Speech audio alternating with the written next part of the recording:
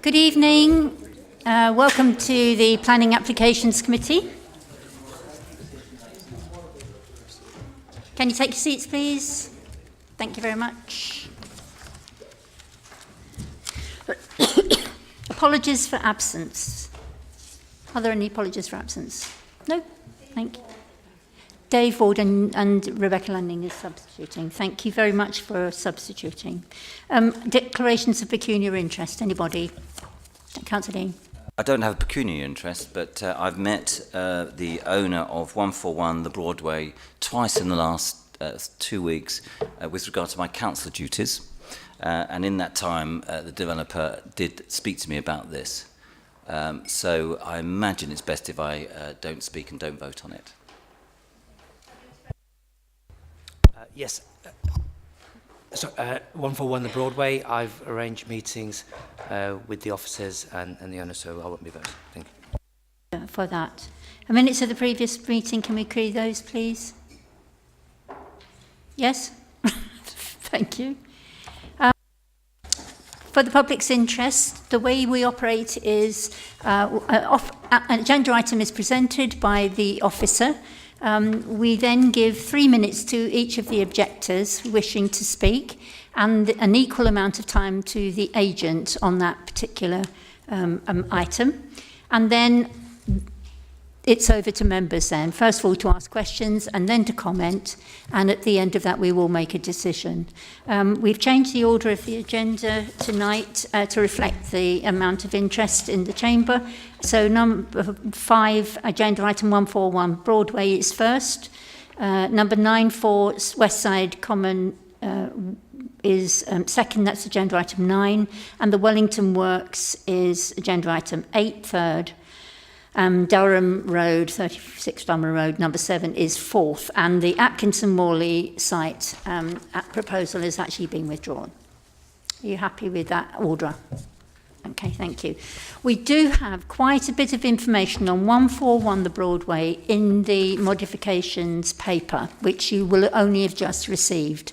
And so in fairness to you, I'm going to allocate 5 minutes reading time so that you have a chance to digest that. And then we'll go to the officer for an introduction. The meeting will be filmed. We've got cameras. I didn't realise they were zoning in, but they are. I was going to say they're not zoning in, but they are zoning in. If you don't wish to be viewed on our camera, could you make that plain to Lisa, our officer here? Otherwise, anyone who's on the camera is with your permission, if that's okay. The toilet situation, has that changed? The toilets have actually now been renovated, so they are open downstairs if you need to use them.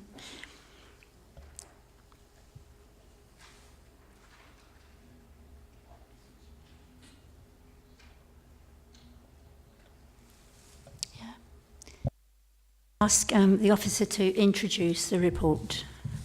Thank you. Thank you, Chair. Members, the application site is located on the south side of the Broadway within the town centre of Wimbledon. The site comprises restaurant on the ground floor with residential and storage above. The site surroundings comprise a mixture of commercial and residential properties. Proposal itself is for the demolition of first and second floors and the remodelling of the ground floor restaurant section and erection of 6 new floors above to create 20 residential units. The proposed flats will comprise a mix of 10 one-bed units and 10 two-bed units. The main external material to the building would be yellow-facing brick to elevations with glaze and glazing. The top floor would have glazing and be set back from the main front brick facade. The restaurant at ground floor would have a redesigned frontage, keeping it as a restaurant.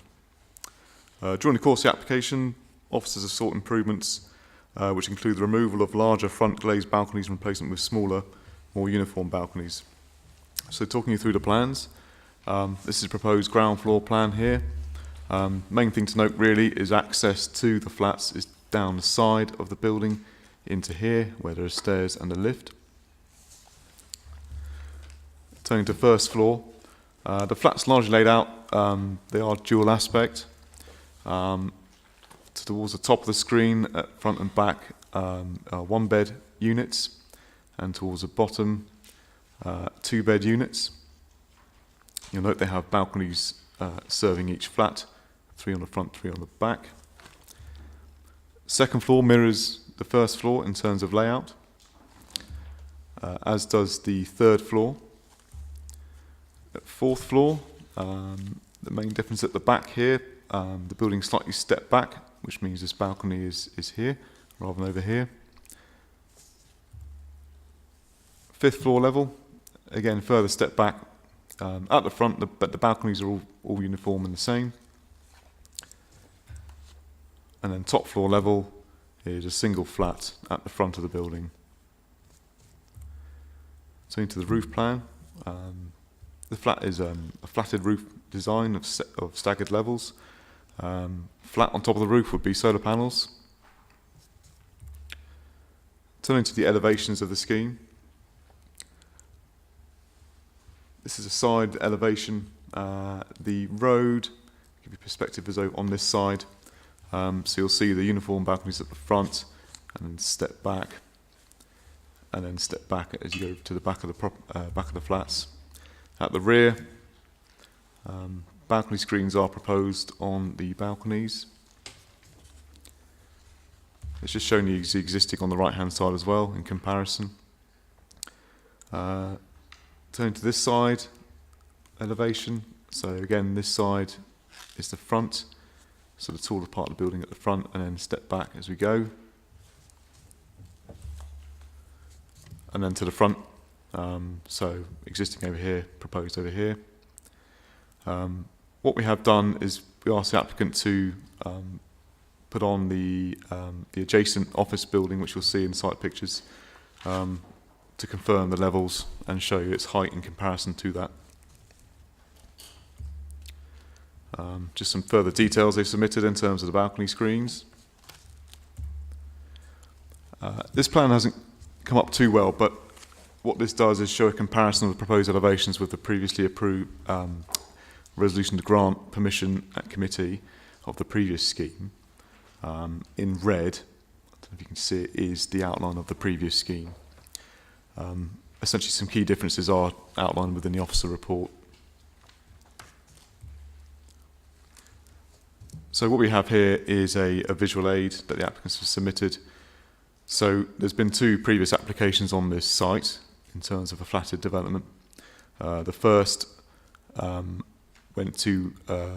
was refused on design grounds and went to appeal. That was this design here.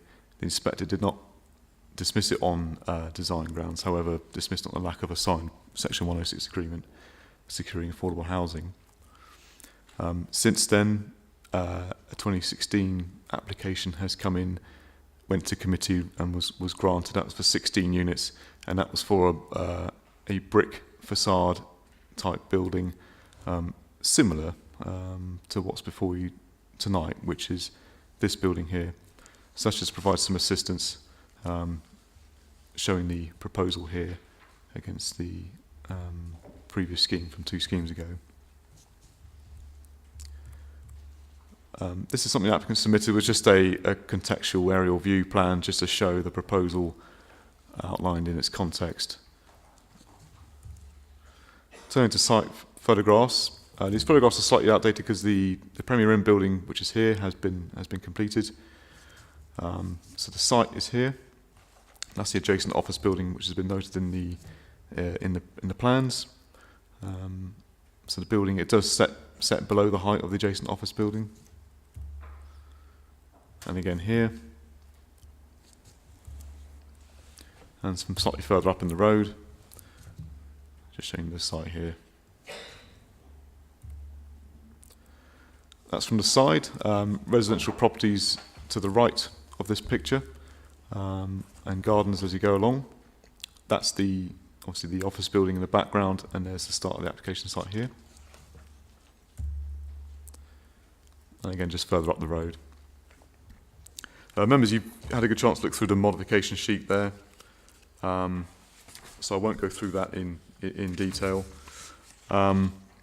Overall, the proposal is considered to sit comfortably on the site, which will not cause harm to the character of the area or the surrounding amenities of residents. The scheme does follow two previous schemes. The current proposal provides for a better design with loss of grey external cladding. Although the scheme would provide more flats than previous schemes, none of these are to be secured as affordable housing. The application has been subject to viability review by the Council's independent consultants, who have confirmed that no affordable housing can be secured on site. Officers therefore recommend permission be granted subject to conditions and legal agreement to secure the heads of terms set out in the agenda. Thank you, Chair. Thank you. We have a traffic light system here, so when it goes to amber, it means you have 1 minute left. It's easier for me if you recognise that, and when the red light comes on, if you could stop speaking, please. So our first speaker is Sarah Sharp. Thank you, Chair. I've been talking to the planning officers for the past week or so about the elevations of this development. The last correspondence I had was yesterday, saying that they'd looked at it and they were happy with the proposed levels shown for the application building. The main differences between the two buildings is that the office building is 3.8 metres floor to ceiling heights, and the proposed building is 3 metres floor to ceiling height. Therefore, the proposed residential building would have shorter floor heights than the office building. Just in case it's a bit confusing, the CIPD ground to first floor is not 3.8 metres, as the officer has said and as is reported in the officer's report. The floor to ceiling is 5.025 metres. I have it from the horse's mouth. I have contacted the CIPD. They have resent their drawings, and I believe that they have also contacted you on this issue. So if the premise of this design is based on inaccurate elevations, then that means that this proposal is going to be higher than the CIPD than you propose. The officer also told me that the CIPD is 3.8 metres all the way through. That is not correct. And he also said that the proposed residential development is 3 metres all the way through. That again is not correct. You can just look at the drawings up there. It's 3 metres right up to the 6th floor, and then it's 3.5 metres. The whole drawing is incorrect. So you will be deciding today on incorrect drawings. That surely cannot be the right way to go forward in planning in Merton.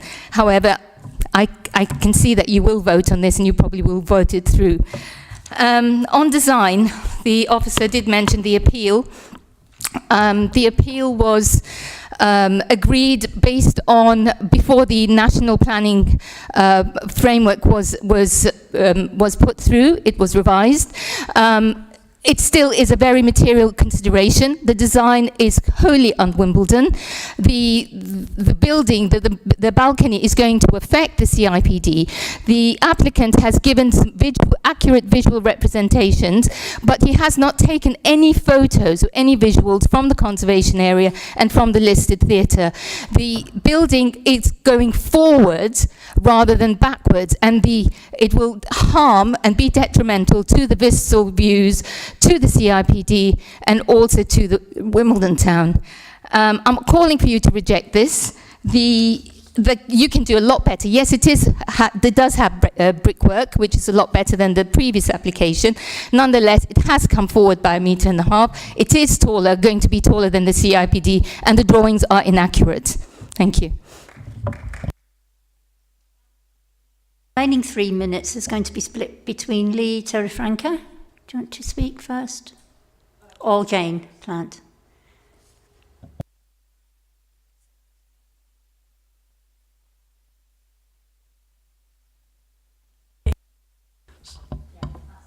Okay, thank you. I'm a volunteer tree warden and am interested in protecting and planting trees in Merton. The landscape proposals located in a courtyard on the first floor are not sustainable. A sustainable scheme would provide large trees planted in the ground at the back and front of the development to improve air quality on the traffic-polluted Broadway and achieve a much welcomed greenness to the barren streetscape by forming a visual link between large trees at Holy Trinity Church and the Old Town Hall. You may not be aware of the Council's repeated attempts and failure at planting trees on the Broadway. Failure mostly because of inadequate tree pits due to uncontrolled underground services. If you need confirmation that space should be found for large trees, extracts from the reply to a question at the last full Council meeting state the Council's view that A. Trees improve the livability of cities and reduce costs in a number of ways, including reducing stormwater runoff, improving air quality, storing carbon, providing shade, and reducing urban heat island effects. B. For reasons outlined above, the administration supports planting of trees in the borough both on and off street. This statement implies acknowledgement of the London Mayor's policy to increase tree canopy cover in London, and it will be a badly missed opportunity if the application is approved as it stands. Thank you. Thank you, Jane. I trust the committee's aware. I'm going to take this a little bit wider now, but obviously you're aware that Crossrail 2 is fading into the sunset. Visions of tall office blocks in a big Westfield are fading too. But unfortunately, as a result of the speculation, commercial ownership is now held by just a handful of companies. This building is one of them, and elsewhere they've shown no interest in safety, high-quality architecture, green credentials, or anything that would make our town better. Their eye is on money, how to get the biggest profit, and then move on.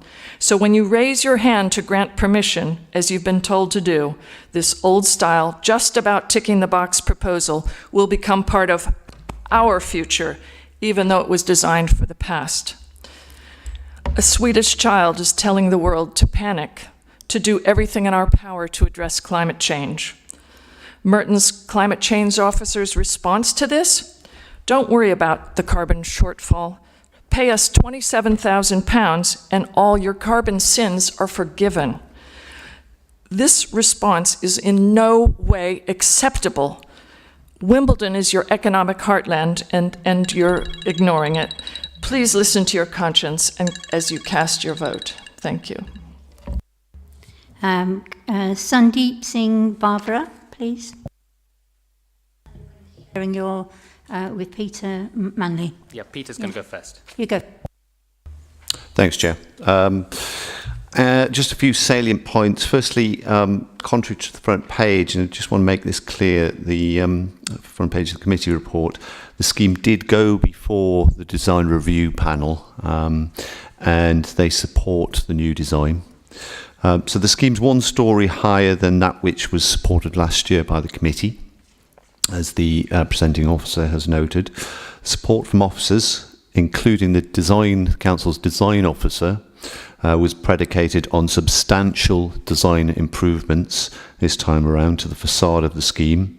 As has been pointed out, this includes additional brickwork, smaller balconies as opposed to the winter gardens, and a more integrated ground floor appearance.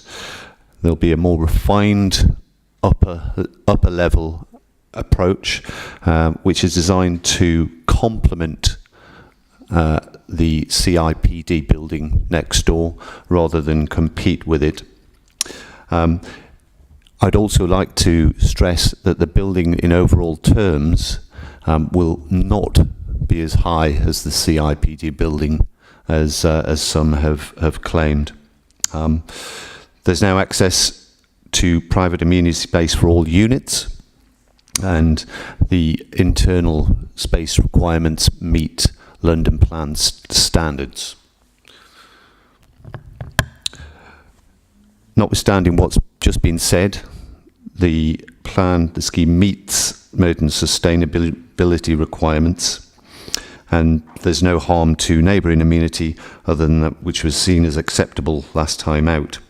Just a couple of points on the objections that were aired. First, initially, the drawings are correct, the levels are verifiable, and as has been noted in the addendum, we're happy to agree to a condition which will verify those floor levels.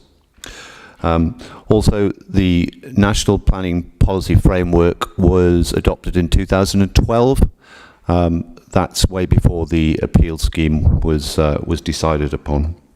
So in summary, the committee has before it a one-storey tweak to a scheme that there was a resolution to approve 7 months ago.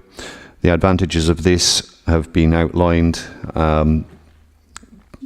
substantial design improvements and the delivery of additional housing units. And therefore, ask that the committee go with the officer recommendation and approve the scheme. Thank you. Thank you, Chair. Peter's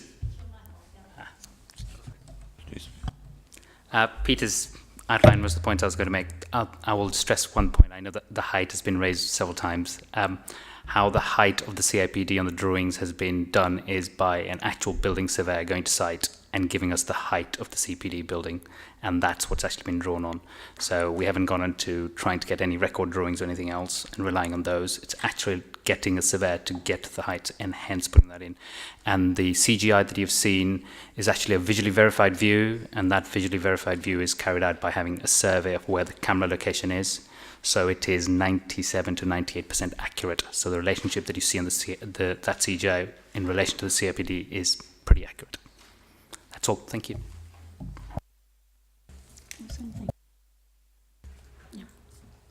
Thank you, Chair. If I just pick on a few points there. In relation to the levels, yes, we have looked at that carefully.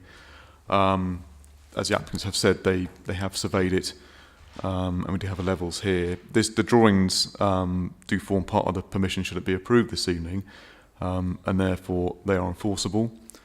Further, we have put on condition number 6 to secure the levels to assist with that. In terms of landscaping, we are recommending landscaping to be secured via condition 13.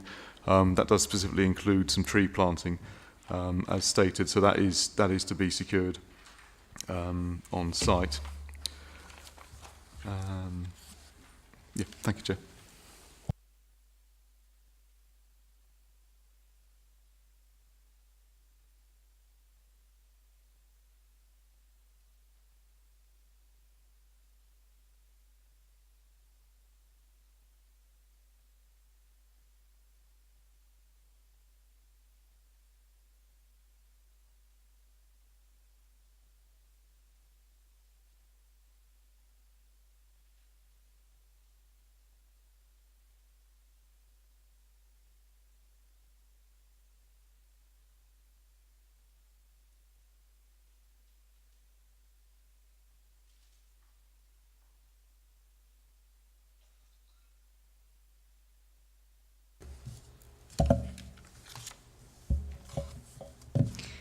We're just trying to gain information about design and review panel because it's reported in here as not having been to design and review, but you said it did. Did it go as a pre-app?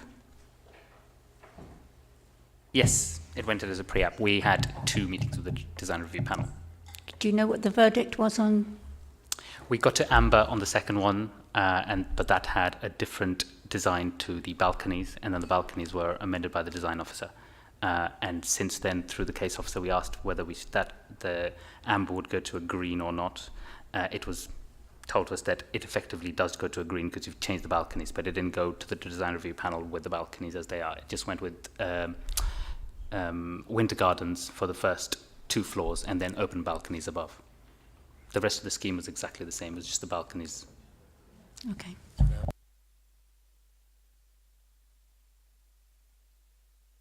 Good changes. Can't say it's a green until that's the verdict of the designer review panel. Agree. It was a question we asked to say, is it or not, since amber was the last one that they actually issued. So I was making that clear.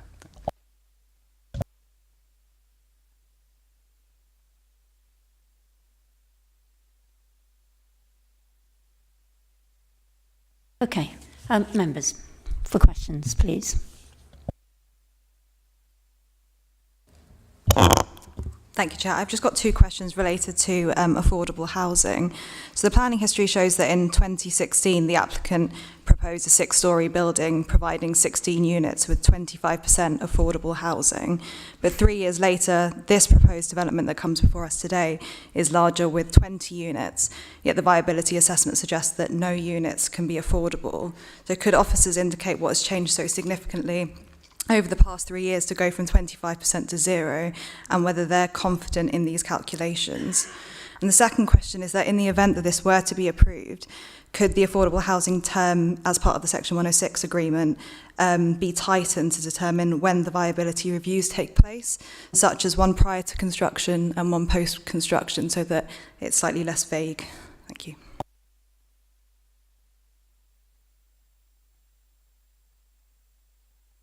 Yeah, thank you. In terms of the affordable housing, yes, essentially the schemes before you did have some affordable housing as part of the proposal.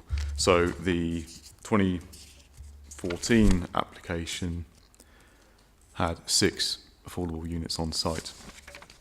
The 2016 application submitted then had 4 units on site. They've all been subject to viability reviews. And in this application, you'll note there's a 2017 valid 2017. This has been one of the sticking points with this scheme, but we have looked at it with our independent consultants, and unfortunately, is throwing out as no affordable housing can be sought on this case. So that's unfortunately where we stand with it. About the clawback mechanism, though. So how does that operate on this site? Yep. So in accordance with the Mayor's guidance, we are applying the clawback, both the early and late stage review mechanism to this application. So that is within the heads of agreement on this application. So that is what we are applying. So if it's found that there could be affordable on there, would it be in payment but not in kind? In building? It would depend on how much could be clawed back, essentially. So what they would have to do is come in with the new revised viability assessment showing that it's actually shown to be you could get some affordable on there, depending on whether it's a unit or contribution would be down to advice from our consultants along with a Section 106 officer.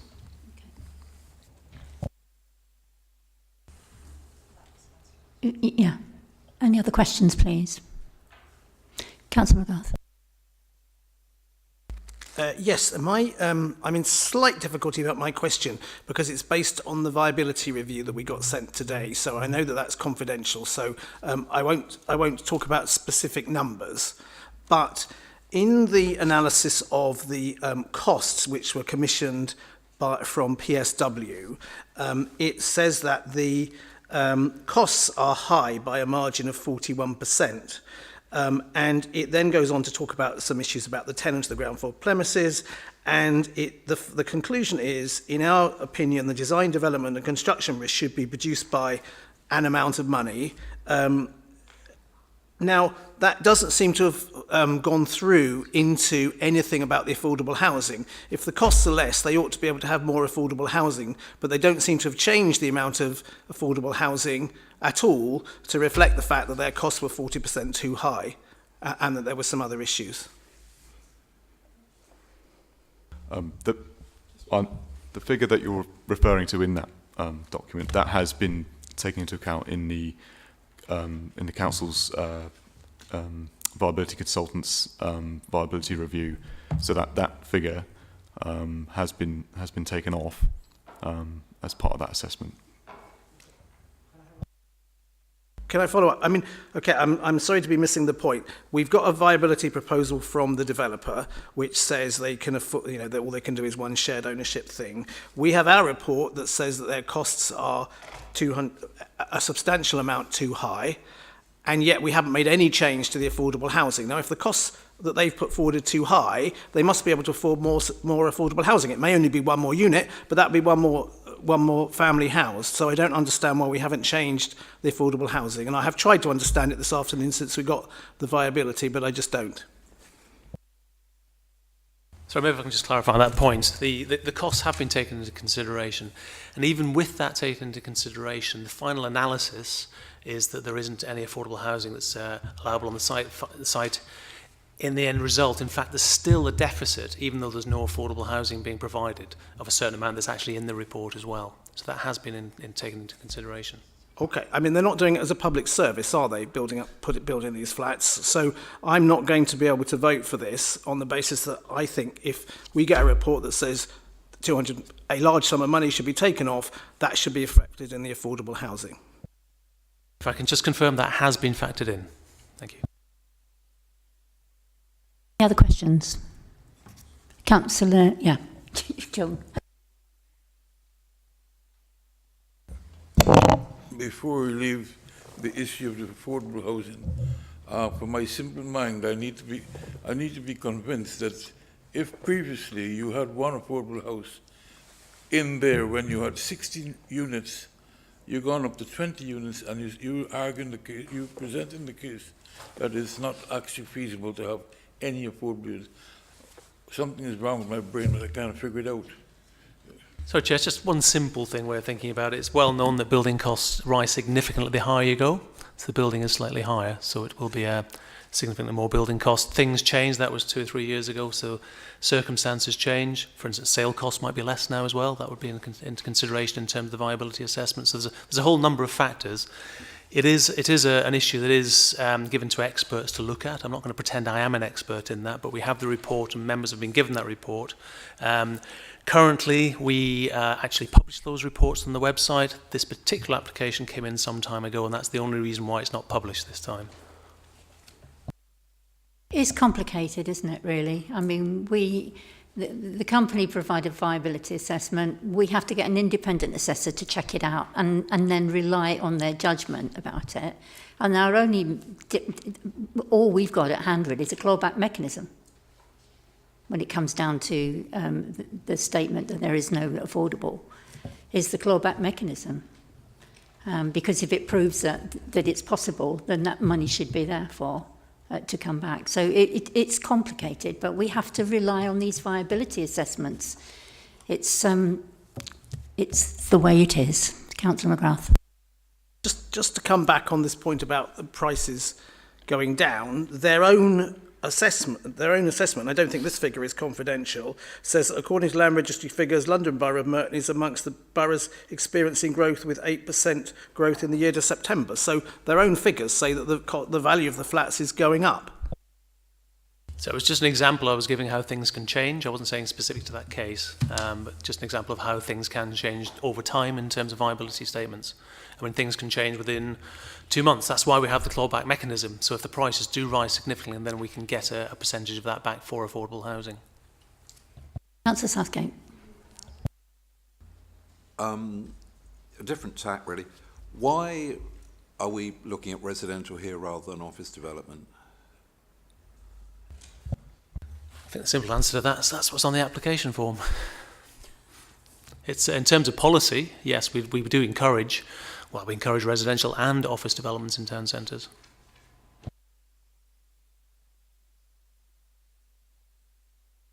I don't think this site has a specific allocation in the proposals plan. I don't think it's a specific site, so no, it's not. It's general policies would apply.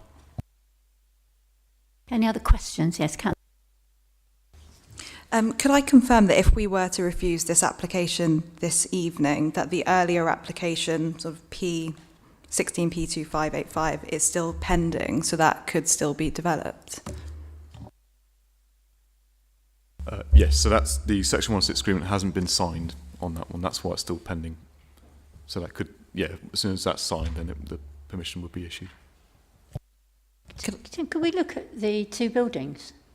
The photos that you had of the two buildings, could we just, is it possible to put those up? Yeah. Okay.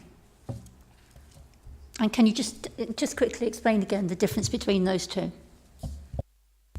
The main difference is actually materials and height. So This one's lower in height. The materials it was more of a grey sort of cladding with some, as you call them, sort of garden balconies where they're sort of enclosed with glazing. Whereas this application is full brick elevation with glass balconies and also glass to the roof set back as well, not cladding. And am I right in thinking that that application would commit the applicant to affordable housing? So why is it viable in that case and it wouldn't be for this application they put forward today?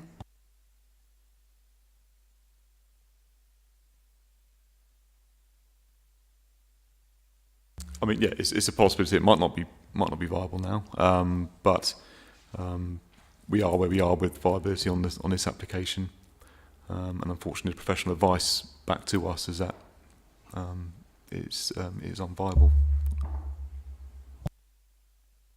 Councillor Atwa. The current application is to a higher spec than the previous one, building-wise? I don't know. Just clarifying that point, in terms of specification of the buildings, there's conduct around that. Our ICS sort of approved how much is reasonable in terms of the spec of a particular building. For instance, they can't just go and put gold taps in there and say it's worth a lot more money, therefore they can't afford affordable housing. That is tested. In this particular case, of course, there was an additional test. It wasn't just the viability statement. We actually sent the viability assessors, then went off and asked for some further advice on this particular scheme as well. And that's why it came back with the changes that were proposed.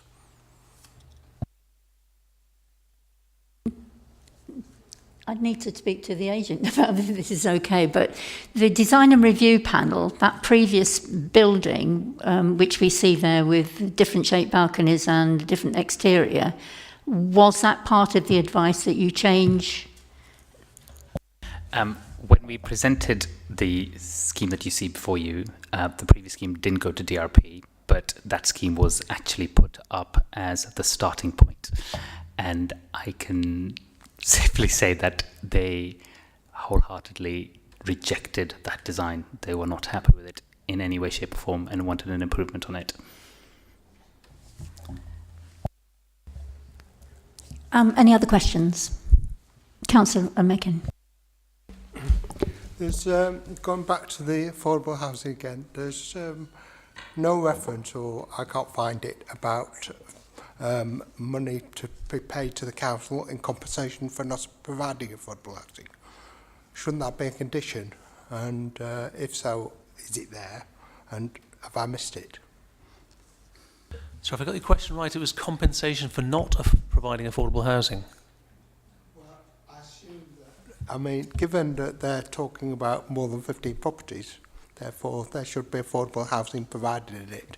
I've heard about the fact that 16 will provide affordable housing, 20 won't, which sounds a bit strange to me, but I accept that. But let's say that if they're not going to provide affordable housing on the site, are they going to provide any Cilr money so that we could provide affordable housing elsewhere? Because the Cilr money is not mentioned in here. And the Cilr monies are given, that always occurs for every development. So there will be, for want of a better word, compensation in those terms. If there was, I mean, in terms of compensation, if there was viability and sufficient viability in the scheme, then of course the compensation would be the affordable units. The whole point is the assessments demonstrate that there isn't viability in the scheme. But yes, there is Cilr money that would be attached to this particular scheme. Just reading the document as it stands, you've just clarified the fact that someone is not actually mentioned in here.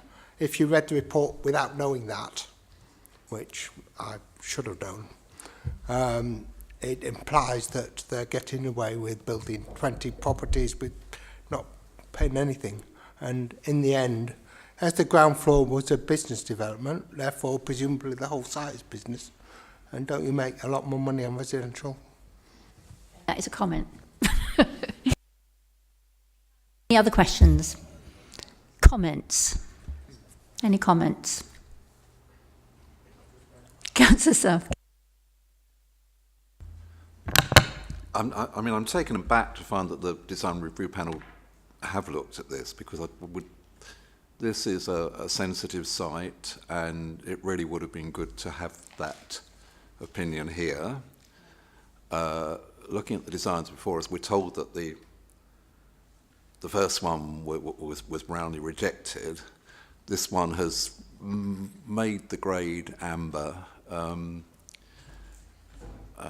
I think many of us would like to see it continuing on that journey to green, but it ain't there yet. I also note that we did here refuse the 2014 application. And okay, that was overturned by the inspector, but that is the way of inspectors. We were confident that that was not good enough. We're now into relying on our own judgment as to whether this makes the grade. I'm not wholly convinced that it does, and that's leaving aside the very important concern about affordable housing, which Councillor Lanning has very correctly identified. Comments? Councillor Lanning. So it's fundamentally, I personally dislike the proposal. I think it represents overdevelopment. I think while there have been some improvements to materials and to design since the last application, I still do think it's out of character. However, on the basis that when it was last proposed and refused by the council on design grounds, the planning inspector determined it wouldn't have an unacceptable impact on the character and appearance. I think I'm of the view that if we rejected it on the same grounds again, we would lose at appeal, and that would be because the application is policy compliant, and we would then have to pay legal costs and potentially have costs awarded to us. So I am quite conflicted. Can I ask about the tree issue that was raised earlier on? Talking about sustainability of the trees.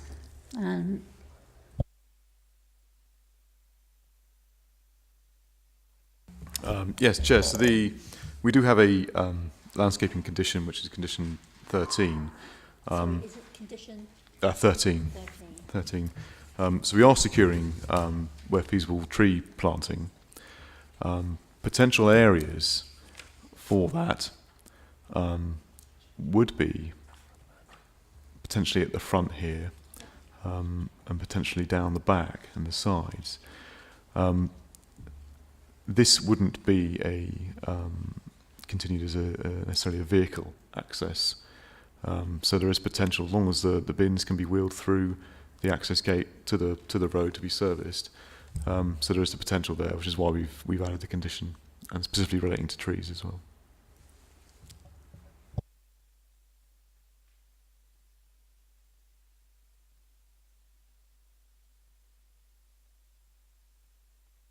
And as Neil pointed out, the first floor, there is the large void here being left.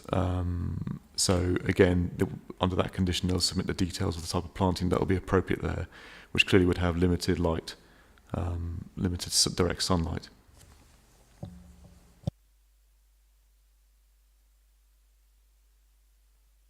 Expecting trees to be planted there that are not sustainable.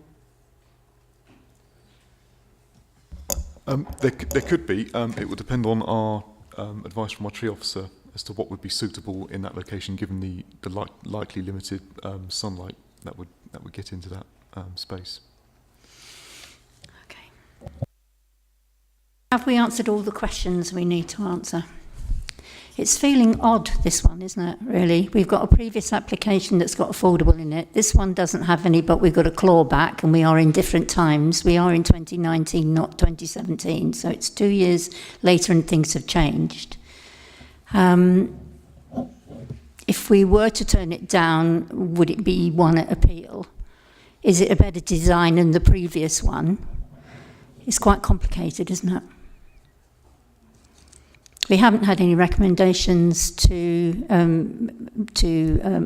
move motions to refuse this, so I'm going to have to put it to vote and see what people feel about the scheme. I understand you two won't be voting on this. So, with that in mind, Those in favour, please show. It's really hard, isn't it? And those against?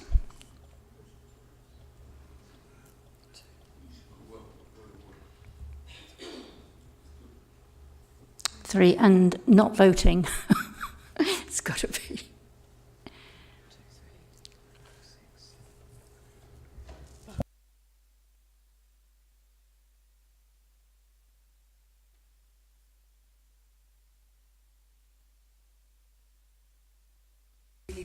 We need reasons. Right.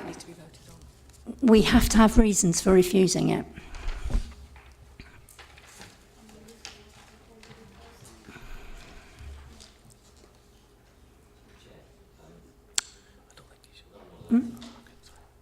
Sorry. I'm not allowed to speak during the application. The application is now finished, I understand. Yeah, because that's okay.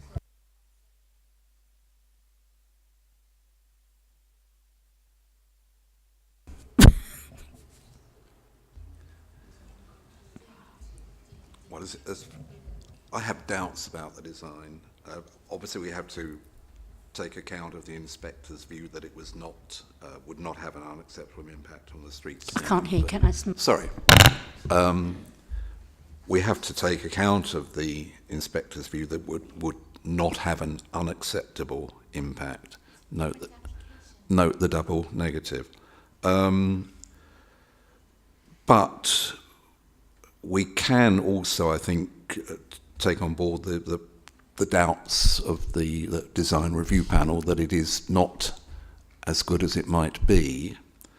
And in that respect, I'm confident that we would not be making a reckless decision, but we would have some evidence for our view that the design still fails to reflect the standard and quality we would expect in this particular location. So that would be my, essentially DMD2. That would be my reason for refusal.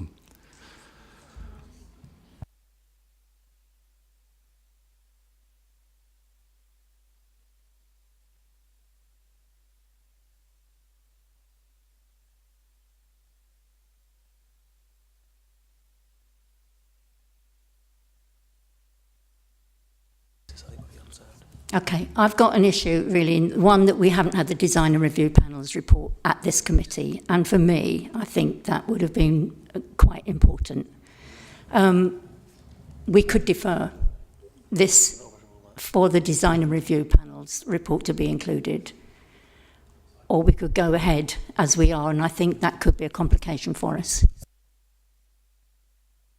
I mean, as one of the people that voted against, I'd be happy to have it deferred and come back when we've got the benefit of their advice. I feel uncomfortable we haven't got the design and review panel in this report, and it should have been there. Chair, can I just clarify that point? I've actually texted the case officer. He wasn't aware that there was a design review panel. In fact, he's of the opinion there may well not have been. And there may be just some confusion around this. We need to clarify that. And I think it is important it's clarified. My advice would be to clarify that before you made a decision this evening. And I think you still can make that decision to defer now. Do that. Shall we defer? I think we've had the discussion around it. If it comes back to committee, I think we've had the full debate. It will be really around why we haven't had the design and review panel inclusion in here. So we are not turning this down tonight. We are deferring it until we receive that report, and we'll include it in the next meeting. Yeah? Is that reasonable? Okay. That's the decision then.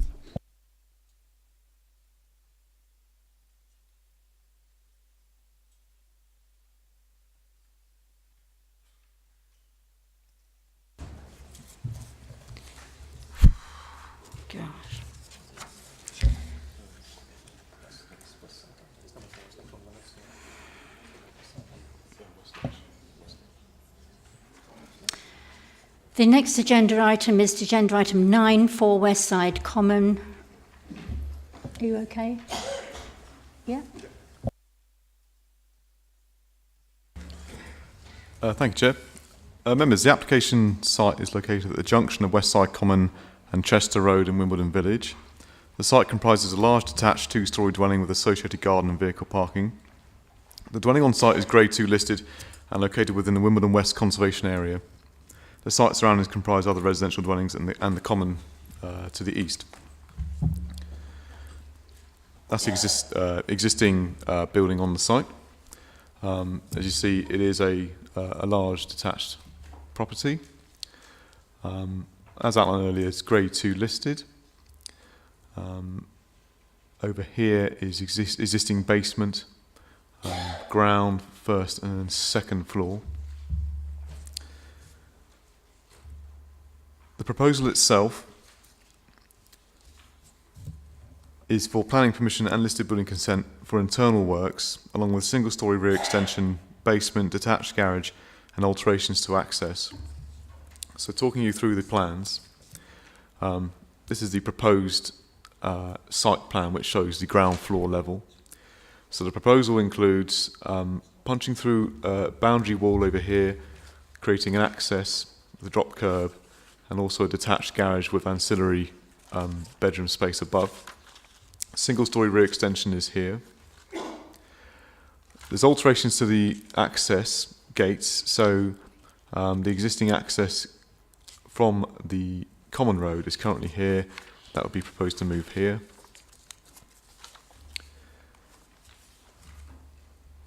Turning to floor plans themselves, the basement itself, so that is proposed here, outlined in red. The basement proposed is underground swimming pool, underground storage facility under the garage. The stairs linking up to the dwelling would be through the proposed new extension over here.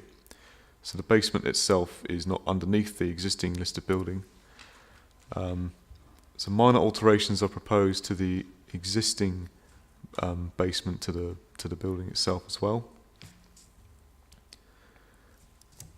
Turning to first floor and second floor, at second floor level, a new dormer window is proposed on the rear of the dwelling. That is the first floor level above the garage that's proposed. The single-storey extension at ground floor is a flat roof design. So turning to elevations.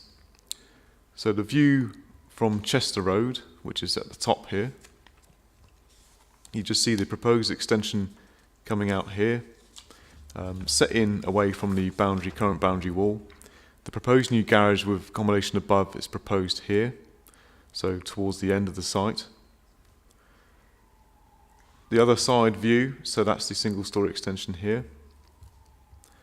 At the front of the property, it is proposed to add some railings to the front boundary wall, which I have a drawing in a minute on that.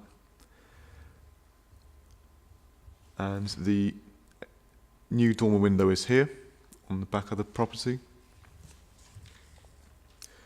This just shows the elevations of the garage. So the garage would have dormer windows serving the roof space. It would provide an ancillary accommodation bedroom. There's a section drawing, existing up the top and proposed below. So the proposed section, you'll see the basement set on the ground, a single-storey extension, and then the garage there. In terms of the front boundary wall treatment, existing is at the top, proposed below. So new access gates slightly further along, and again with the metal railings going on top. In terms of access, there's an existing drop curb here, which serves the dwelling. That would be reinstated and parking space put back in onto the road. The proposal would result in a loss of 2 parking spaces for the drop curb to gain access to the garage. In terms of trees, it is proposed to remove some trees on the site. Dotted in red are trees to be removed.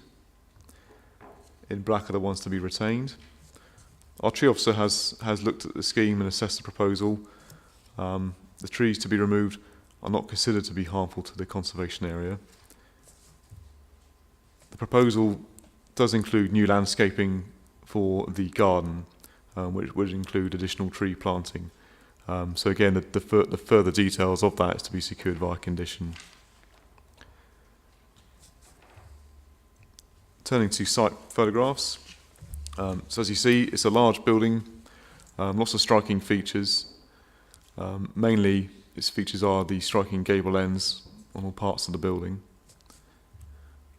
This is from Chester Road, so there's existing drop curb here. That would be reinstated and a new parking space put in there on the road. In terms of the access, so the punching through here is where it's proposed for the drop curb and the garage facility. I'll do a longer distance view. This is in the garden. There's the boundary wall there to Chester Road. So the single store extension would come out here. So this tree would be removed and the single store extension would come out here off this section of the building. That's round at the front, that faces the common. So this would be removed and a new gate will be put in here. And a view on the existing drive looking back towards the common. These trees would be removed as part of the proposal. And again, a longer distance view on Chester Road.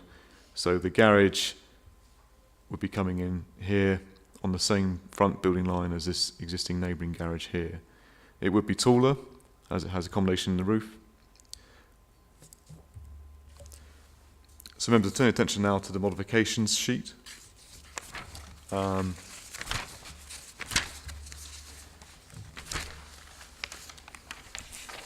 note the further consultation, further representations that we have received there and summarised. Overall, the proposal has been carefully considered by officers, and in conjunction with consultee responses, officers are satisfied that the character and setting of the listed building and conservation area would not be harmed. The scale, form and position of the proposed extensions and basement are considered to be well within the site without causing harm to surrounding neighbouring amenity. Appropriate conditions are recommended in line with advice from consultees, and officers therefore recommend permission be granted. Thank you. Thank you. Hugh Rance. Hello, thank you, Chair. Resident of Chester Road. Whilst we have no desire at all to stop a sensitive and well-considered development in what is, as you said, an absolutely stunning property, we're deeply concerned that elements of the proposal do not meet with the statutory tests that the Council is obliged to meet when considering development in the conservation areas and indeed within the curtilage of listed buildings. Really, I'm just going to focus on one area, and that's the double garage at the back, so top left-hand of that picture you're looking at. And the reason we're concentrating on that, and there's really 3 points, is that it's the biggest concern for the residents. 21 residents have written in saying it's the biggest concern, and it would cause unnecessary harm to the quality and character of the area and to Chester Road, Sycamore Road. The Council's policy is very clear that development should be, as a minimum, to protect the character of the conservation area in which we live. The garage that you see being proposed there, we do not think at all would 100% fail to meet these policy requirements due to its scale and its design. The 3 points that I want to mention are taken firstly from section 5.4. The Council's Conservation Officer does not comments do not go far enough, and the proposed garage is not in keeping with other garages in the road. Other garages in the road do not have accommodation above them. Other garages in the road do not have 3 dormer windows. Other garages in the road do not have a staircase. On the left-hand side, you can see that, which directly looks over the property to the left, which is to A Chester Road. So if you were climbing up that staircase, and then you pause to open the door and turn to your left, you'll look straight into his driveway. Whilst the committee report refers to no landing, and just to expand on this a bit, therefore no overlooking, it is clear that any person entering or leaving this room would have views into 2A, and relationship is therefore unneighbourly and would cause material harm to the reasonable amenities. Then section 7, my second point, 7.4, character, appearance and heritage. The height and side dormers and staircase remained unbalanced in their design. They're not respectful or appropriate to the area, as I've mentioned earlier. And when, as I've said earlier, no other garage in our area has this height or volume, and indeed a bedroom above it. I think I'm right in saying that 2.4 metres is a single parking space. A single garage, I guess, therefore, is a little bit wider than that. This garage here, I think, is 7.5 metres wide for a double garage, which I think as residents, and hopefully you, feel is totally excessive. And the reason it's so wide is because they want the bedroom above it with 3 dormer windows. And the other reason, I guess, is they want the staircase to the left outside it to make that bedroom as big as possible. Well, if they want the garage at all, why don't they move the staircase to somewhere else, i.e. not overlooking Chester Road number 2A. The last point I want to make is the proposed garage looks nothing like the photographs which have been submitted. I'm really sorry, but I'm going to have to Lastly, to access the site, it has perfectly good access. Okay. On West Side, continue using it, please, and don't approve this garage. Thank you. Phil Dean. Yes, thank you. I'm also a resident, Chester Road, live at number 4, and I share the wall where the proposed new hole will appear for the garage. And as Hugh said, 21 residents have objected to that quite strongly. I have a slightly different angle, which was put in other concerns around relocation of the streetlight, which I do not believe has been addressed as a public safety issue. I don't often say this in public, but I have a PhD in transportation engineering and have studied street safety and street furniture. And opposite where the garage is proposed, which requires moving a streetlight, is a set of unoccupied garages in quite a black hole.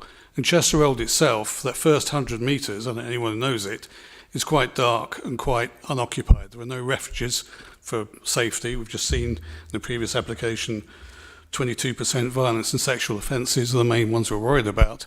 My daughter walks that every night. And taking away the illumination of those garages from that street lamp is the only illumination it has. It literally is right at the edge of where there'll be a black spot. So I think that has not been considered by any urban planners, police, or any lighting experts. That needs to be addressed. You can't just say move it and move it without consequences. It's there for a reason in the first place. Secondly, on the garage size itself, he's already commented, I have a double garage, it's 5 metres wide, 7.5 metres, I get 3 Jags, I have one more than John Prescott if I wanted that. That seems to be excessive. If you approve that with bedroom space above it, I will be applying immediately to expand my garage and put a bedroom above it, and will conservatively add about £500,000 to the value of my property. There are 5 other garages who will come in with the same request. So you'll be setting a precedent on that road for something that doesn't exist at the moment. Finally, just a small point. In the letter from the advisor, he talks about 1 crossover and 1 garage being replaced by 1 crossover and 1 garage. The crossover that he's talking about is basically a side entrance to the house that goes into an interior space in the middle of it, you can just see up there, which could conservatively get an old Mini in it, maybe a Morris 1000. And we're replacing a 2.5 metre letdown with a 7.5 metre letdown. It doesn't appear to be 1 for 1, and that seems to be a disingenuous representation in the materials to me. So those would be my points. Safety, it's not safe, the lighting is not safe. Secondly, the garage is completely out of character with the others, and all of us will be applying for new garage space. And thirdly, some of the statements in the applicant's material are somewhat just disingenuous. Thank you. David Graham and Tarzan Bazaran, you're going to share your time, yeah? Chair, I'll be taking it. Thank you, Chair. My name is Tarzan Bazaran, and my wife and I are the owners of West Lodge, which will be our family home to 8 of us, our children and our elderly parents. We're excited at the prospect of restoring West Lodge, given that it has been subject to unsympathetic alterations by various owners the last 30 years, and saw West Lodge divided into 3 houses and then returned back to a house and then let out to multiple people at the same time up until last year. The application before you is a result of working in close collaboration with your officers over the last 9 months relentlessly to ensure this scheme before you is in accordance with applicable planning policies and which is recommended by your officers. Our proposals have all been well received. The single element that has been on focus is the majority of the objections, is the proposed relocation of this existing modern 1980s garage fronting the common to the rear of West Lodge. There is an existing 80s build garage which is fronting the common, which we are removing from the site. The proposed garage aligns with and is similar to the neighbouring garages at 2, 2A, 4 and 6 Chester Road, and we are therefore merely asking to enjoy the same access that the above homes on Chester Road already enjoy. The focus of nearly all of the letters, some of the people as far away as Camp Road and North View, which are over half a kilometre away from us, is the loss of one street parking space, necessarily to allow access to this new garage. A misleading email has been circulated by one or two objectors requesting people to cut and paste its content to object. The basis of the email relates more to the precedent this may set than the loss of one actual space. As members will be aware, all applications are determined on their own merits and in a proportionate manner, having regard to the facts.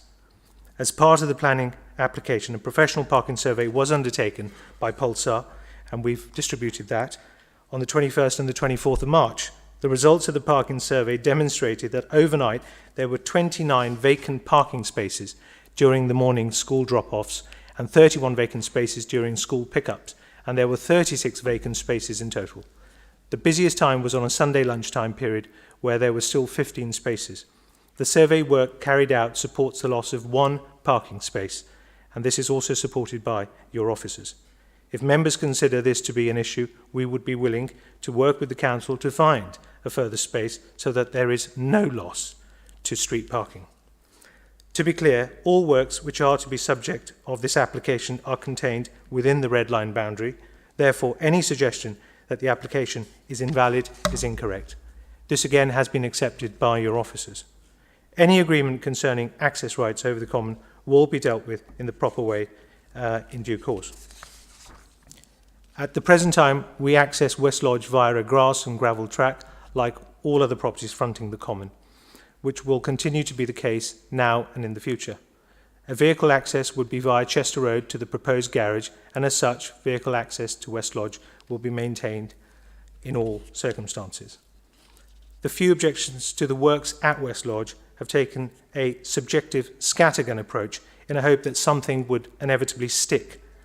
Planning officers are aware of the current confused and unkempt condition of West Lodge, with examples of new staircases added, UPVC glazing put in which the original layouts, sadly, are unrecognisable. This includes the boundary wall, which has been adulterated in an unsightly fashion over the years, such that the original wall is no longer. We would love the opportunity to undertake a thoughtful and scholarly restoration in keeping with listing status of West Lodge. The only extension to West Lodge would be to the rear and replaces an existing modern extension, as well as a basement beneath the garden. All these elements are supported by your officers. We've done also a comprehensive landscaping plan, including removal of some trees in the garden, the cherry, the apple and the magnolia, but with a net increase of over 30 trees would go back in. Importantly, all existing trees along the rear boundary would be kept to protect the privacy of our neighbours. To conclude, Chair, we have received a lot of support and encouragement for these proposals. We worked very hard with your planning officers, conservation officers, structural, drainage officers, tree officers, highway officers, all of whom have supported this application. The objections received appear to be from people who have not read the plans or the rationale for the proposals of West Lodge and have sent in cut and paste objections, misleading emails and texts from one or two objectors, and such limited weight should be given to these comments. Indeed, they should be treated with caution. We see ourselves as custodians to take this old grand house built in 1894 and feel humbled and privileged to have the opportunity to revive her and restore its relationship to the common by taking her back to her original state. As such, and on behalf of all of my family, I respectfully ask members to grant planning and listed building consent. Thank you.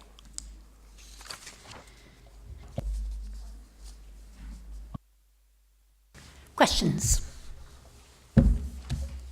Councillor Dean. Can the officers just give me some information on the lamp post? When I heard about the light, are we talking about public realm light here? Yeah, so there is currently a lamppost on my photographs which would be removed and relocated. So on this plan, it's actually to be relocated to here. So in terms of, you know, a few meters to the right hand side, essentially. So the level of light per se would would be same to the street. So that's shown on plan. I'm sorry, but we have had an opportunity to speak, so I'm afraid it's just... Thank you, but it is for members and for officers to just speak now. Thank you.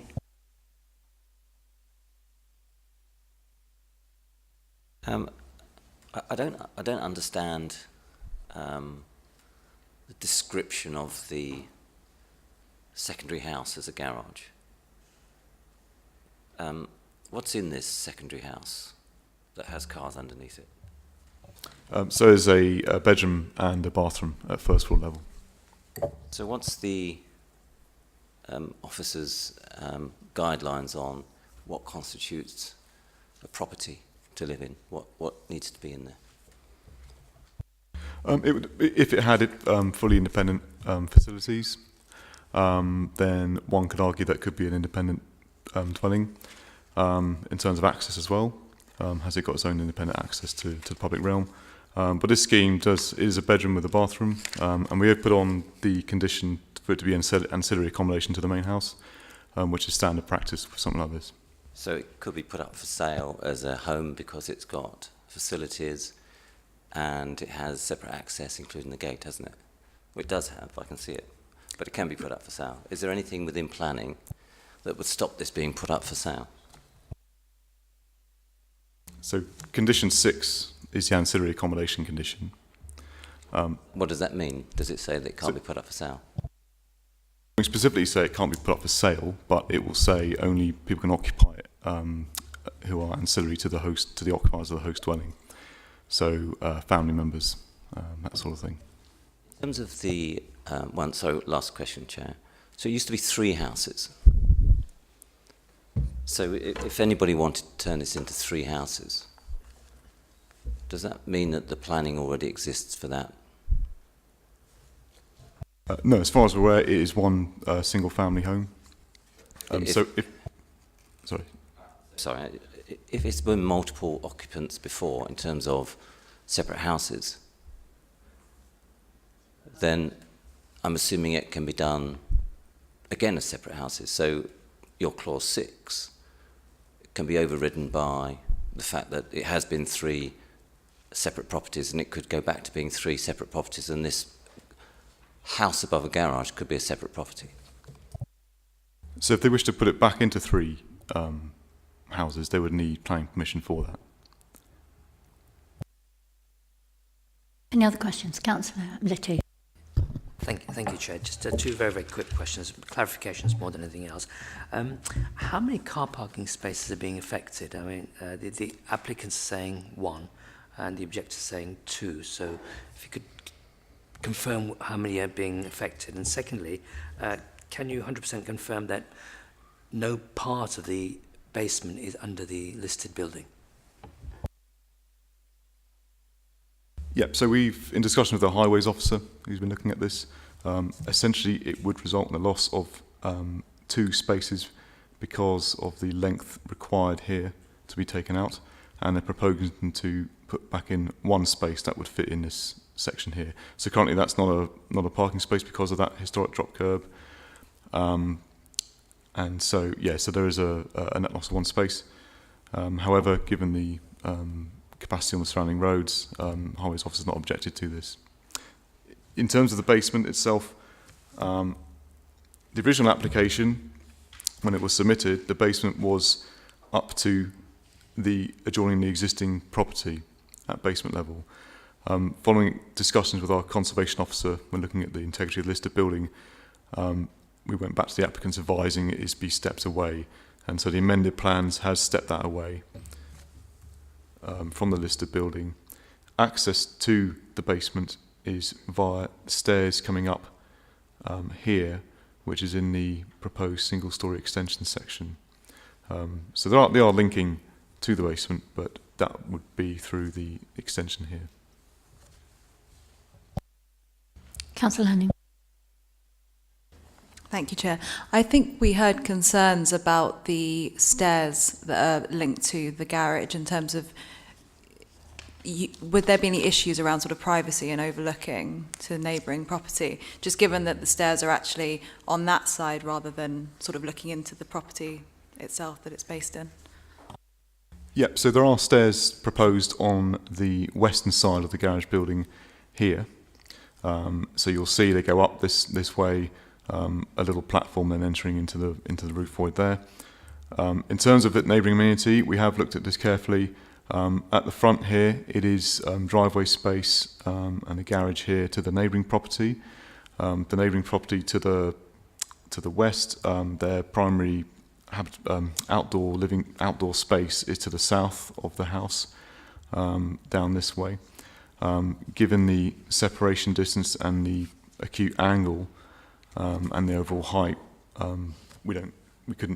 didn't consider we could object in planning terms on that basis. Councillor Atterbury. I just wanted to ask about the drop curb. Isn't it usual that they lose 2.5 car parking spaces rather than just one, because you need to manoeuvre the car into the space? I'm unaware of that, but our highways officer has looked at this and the location of where it is to go. So he is satisfied that that could become a space there.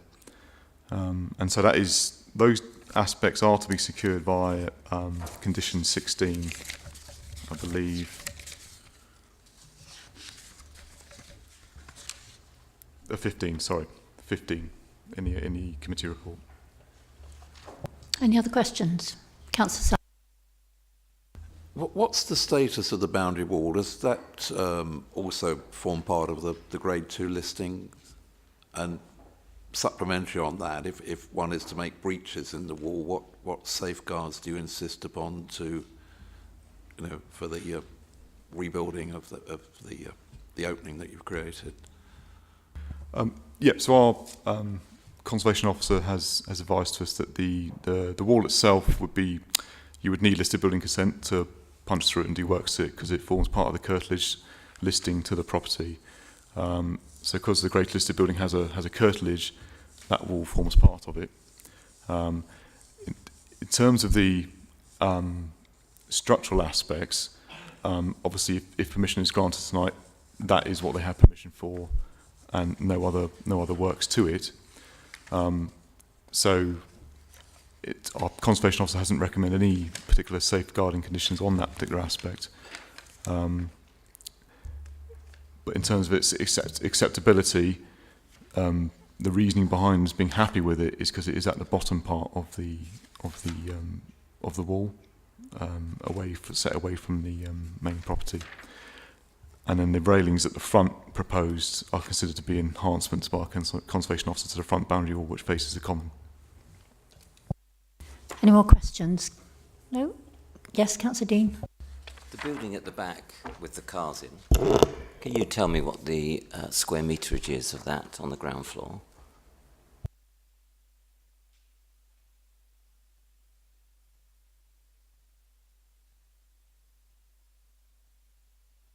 Unfortunately, Chair, we don't have that figure to hand.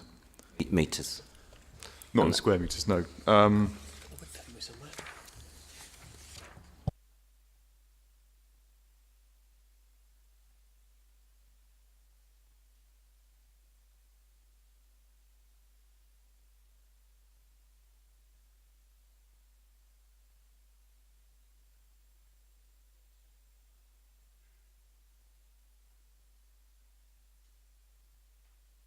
On the ground floor and the first floor, I'm assuming. So just while Neil's looking for the plans, the first floor element you'll see here, so it is reduced because of the limited roof height. So the dormer windows do allow for walking space. So that footprint here of the actual usable space in the roof void is less than the garage space here.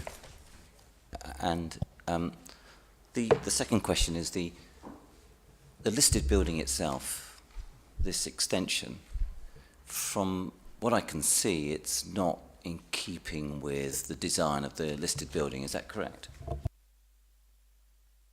So design, yep, it's gone for a flat roof, more of a contemporary design to the extension. So our conservation officer, in looking at the scheme, we don't always insist upon traditional form to a traditional building. Sometimes contemporary can work. In this instance, because it's set to the side, it's protecting the striking gable features to the building, we're happy with that design approach. Although you quite rightly say that you don't always insist on a traditional design for a traditional building, this is a listed traditional building. So it's the same view. Does listed mean anything then, is the question? No, of course, listed does mean something. But in terms of a design approach, it is set to the side of the building. It is good sometimes to have contemporary design on the back of listed properties, because that clearly shows the date at which that was an addition to the building per se. So it can be good to have that striking difference between them. Any other questions? Comments? Yes, Councillor Dean. I'm surprised this is here. I'm surprised we haven't considered the listing of this building. I'm disappointed if listed buildings can just be changed without any thought, then I'm not sure what the purpose of a listed building is. And in terms of the building at the end, in my ward, that would be bigger than the majority of the houses.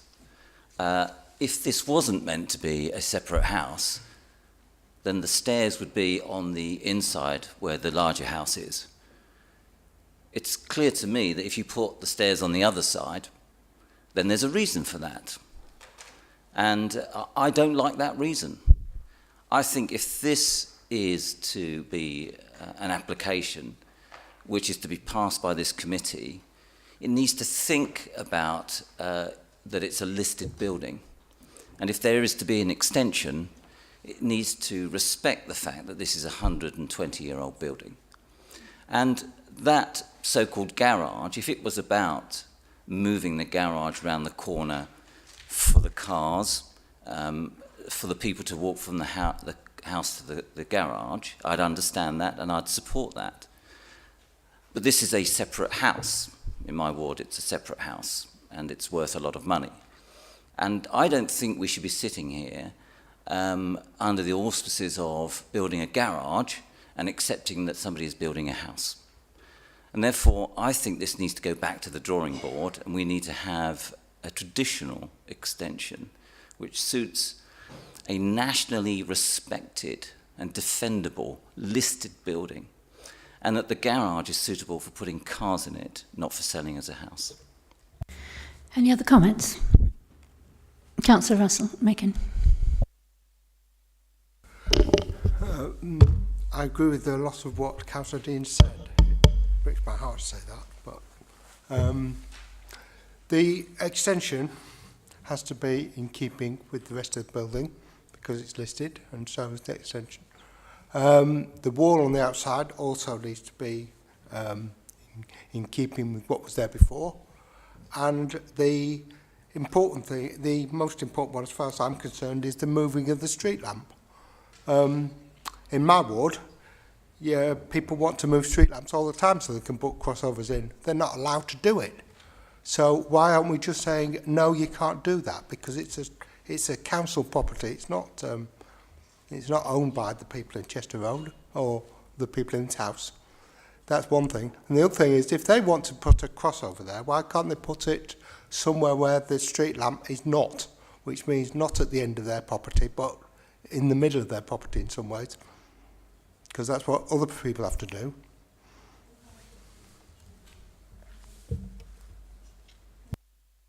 Well, in terms of lighting, obviously the relocation, it's being relocated a very small distance. So you can see the proposed garage there, and I think this is about the location of the lamppost there. So it's only a very minor change, really.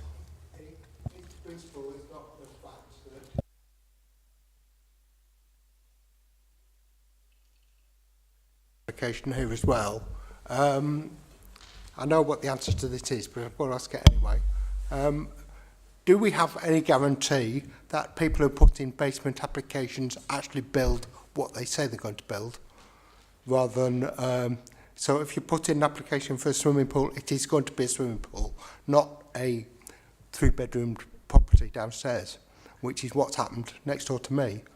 Has the council got any call on investigating whether the basements are what the basements say they're going to be, or what they're being given permission for?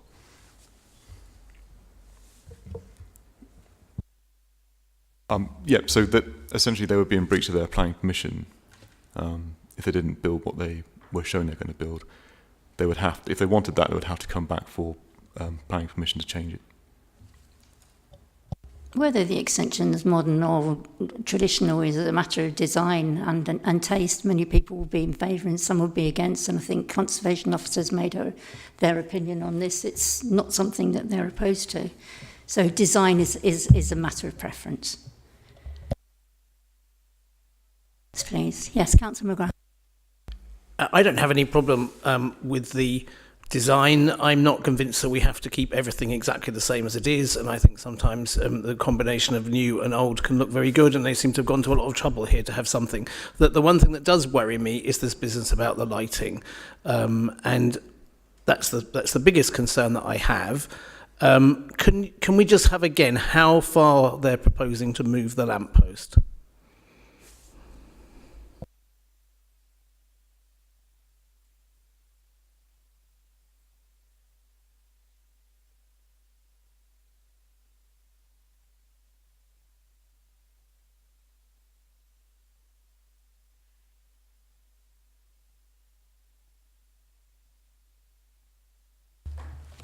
Chair, yes, if you can see from the plan before you've managed to zoom in a little bit, so you can see where the proposed lamppost is going to go, not the existing. We'll go back to a photograph in a second and see if we can where the existing one is. It's obviously somewhere in this location here, so it's moving a few metres that way. Let's see if we can find that photograph now. So if you bear that in mind where it's going to be going, bear in mind that's the garage, and if we go back and try and, we might have to zoom back out before we can do that. Yep. Then we can go to the photographs.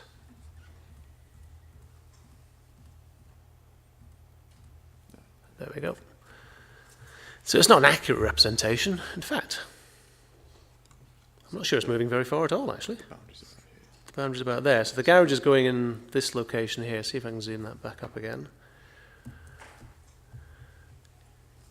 Unfortunately, you can't actually see where the exact boundary is, but to me that looks like the same property.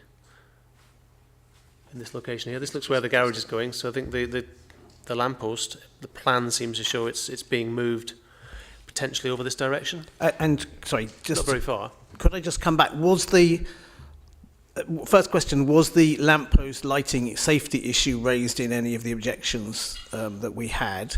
Well, I think that was in terms of this evening we had it raised. If you look at where the light is, a light going from there a few yards that way is not going to make a significant difference. Okay. Right.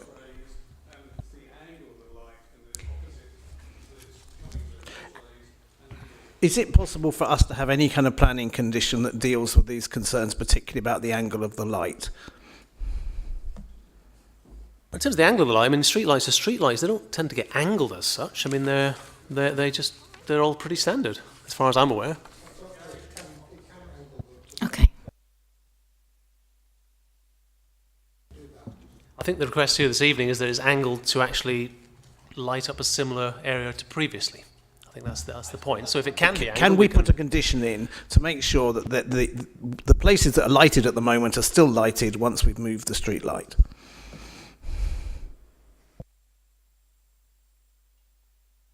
We can never say it's exactly the same. I mean, we can put a request into highways by informative that happens. It's not within the site. That's the problem we have here. Whilst it's being relocated, we can certainly put that request as an informative in that is taken into consideration. And providing it can be done and very simple to do, and if it can be adjusted as you're suggesting, then I don't see any reason why that would be a problem particularly. Press the wrong button. Nope. Then I think we should move to the vote. Can I see those in favour of this application? We've got two recommendations. Are listed building consent to subject to conditions and grant planning permission subject to conditions. Can I see those in favour, please?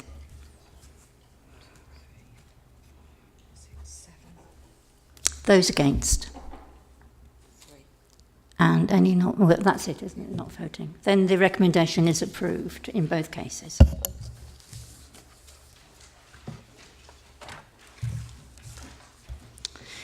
We now move to agenda item 8, which is Wellington Works.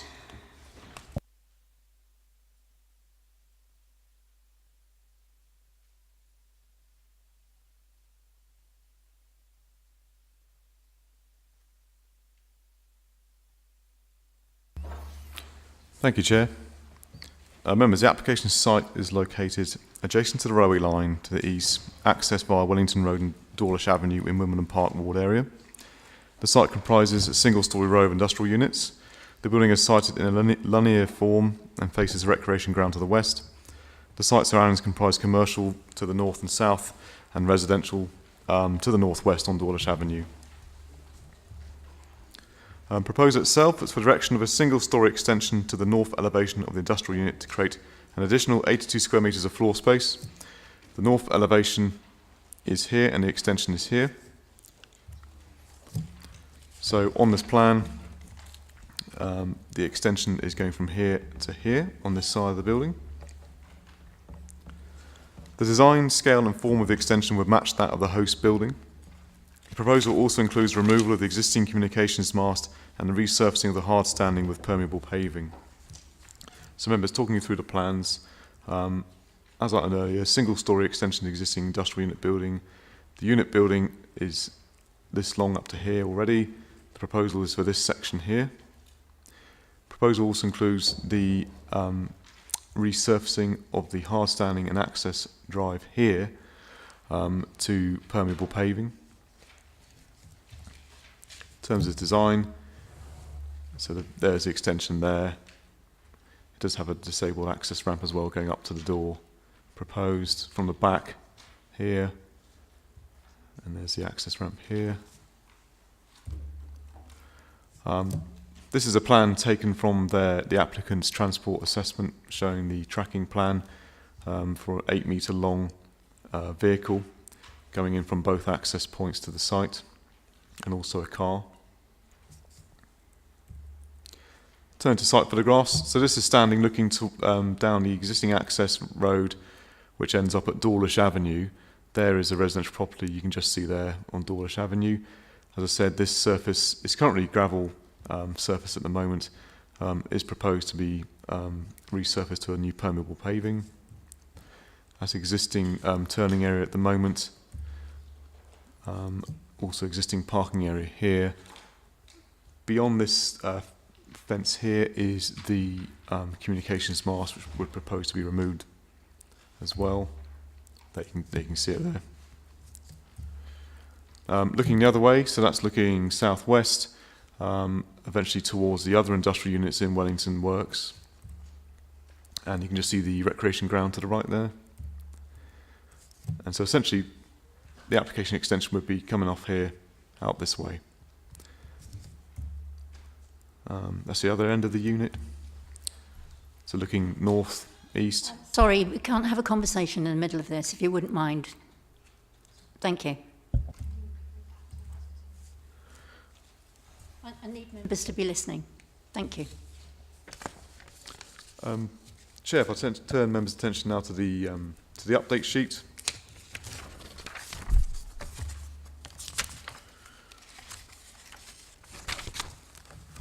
We will see we have some adjustments to the paragraph, some paragraphs within the report, and one further objection received, which has been summarised there. Overall, Chair, the proposal will provide an extension to the existing building in its current lawful use.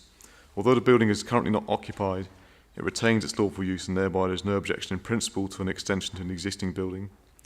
The site can be accessed via 2 access points and the Council's Transport Planner has considered the likely impact of the additional floor space on the surrounding highway and pedestrian network. Officers have not identified planning harm resulting from the proposal and therefore recommend permission be granted subject to conditions and Section 106 agreement ensuring future occupiers of the unit could not be obtaining parking permits in the surrounding road network. Thank you. Thank you. Mary Rose Greenhow. Thank you.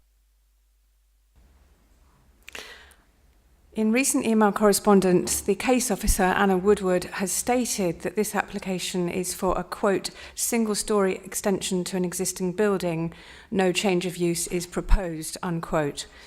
However, the councillors will see upon reading the detail of the proposals that this is clearly a misrepresentation of the true impact of the application. Currently and historically, all access to the proposed site is via Wellington Road. There is no historical precedent of access via Dawlish Avenue. Dawlish Avenue is a residential cul-de-sac, only used by the residents of Dawlish Avenue. Residents' children regularly play safely in the street, which is a very rare occurrence in London these days. The detail of the proposal shows that the developers plan to establish unprecedented access to the site via Dawlish Avenue. As a result, commercial traffic would travel along a residential cul-de-sac, and this will incur significant risks in terms of road safety and pollution to this community. I refer councillors to LBM's core strategy adopted in July 2011, and in particular to point N of this policy, which requires developers to, quote, promote measures to reduce the impact of goods vehicles in residential areas, unquote. Therefore, granting permission to actively increase commercial vehicles on both Wellington Road and Dawlish Avenue would directly contravene and contradict the LBM policy regarding residential areas. The current entry access to the site is via Havana Road and Wellington Road. However, both of these roads form the main pedestrian route used by 600 primary school pupils attending Wimbledon Park Primary School, Little Learners Nursery, and the Dunsford Road Recreation Ground. The Council's Transport Department have already identified that these children are at risk from the commercial traffic using this route and are already looking at ways to reduce these risks. To grant permission to develop this site will simply increase the safety risks and also increase pollution at the school. This site and its inherent access issues are already well known to the Planning Department, as access to the site was deemed dangerous by the Government's Planning Inspectorate in August 2018, and Goldcrest's appeal was therefore dismissed. Where do priorities lie on this application? Do priorities lie with granting permission to Goldcrest so they may immediately sell the site at premium profit, or do priorities lie with protecting the health and safety of incumbent residential and educational communities of Wellington Road and Dawlish Avenue? I therefore respectfully ask the councillors to refuse permission to this application. Thank you. Kevin Goodwin.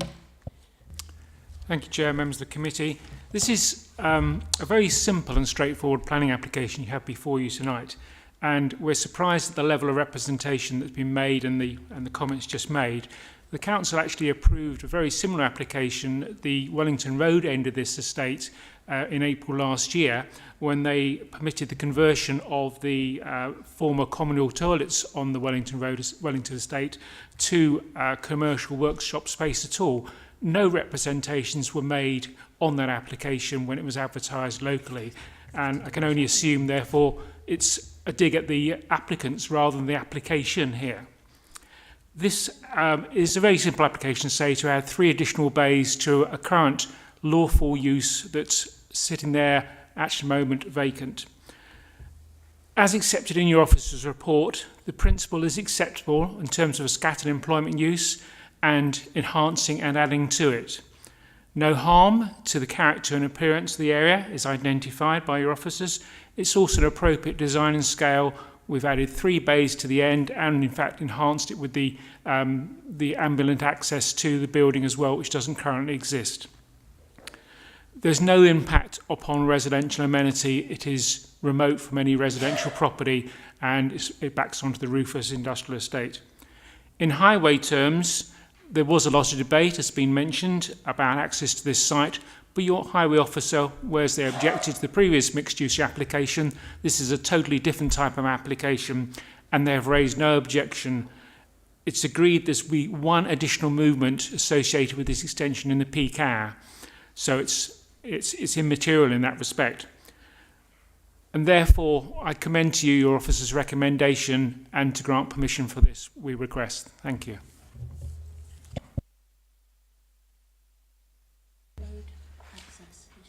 Yeah. If I may, Chair, so members, you'll see in the planning history section there was an appeal for a mixed-use scheme comprising 22 residential units and commercial office space at ground floor level that went to appeal last year, went to public inquiry, and what the main issues from the appeal decision was obviously talk of access and safety. However, that scheme included 22 residential units. This scheme doesn't. This scheme includes an extension of floor space to the existing lawful use.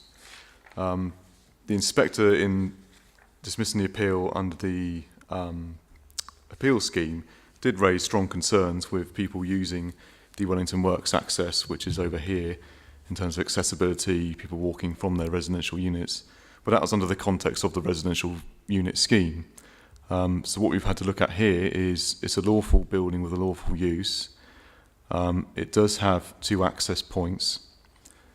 This access point is touched upon by the inspector in the appeal, talking about acceptable access in principle, access under control of the appellant.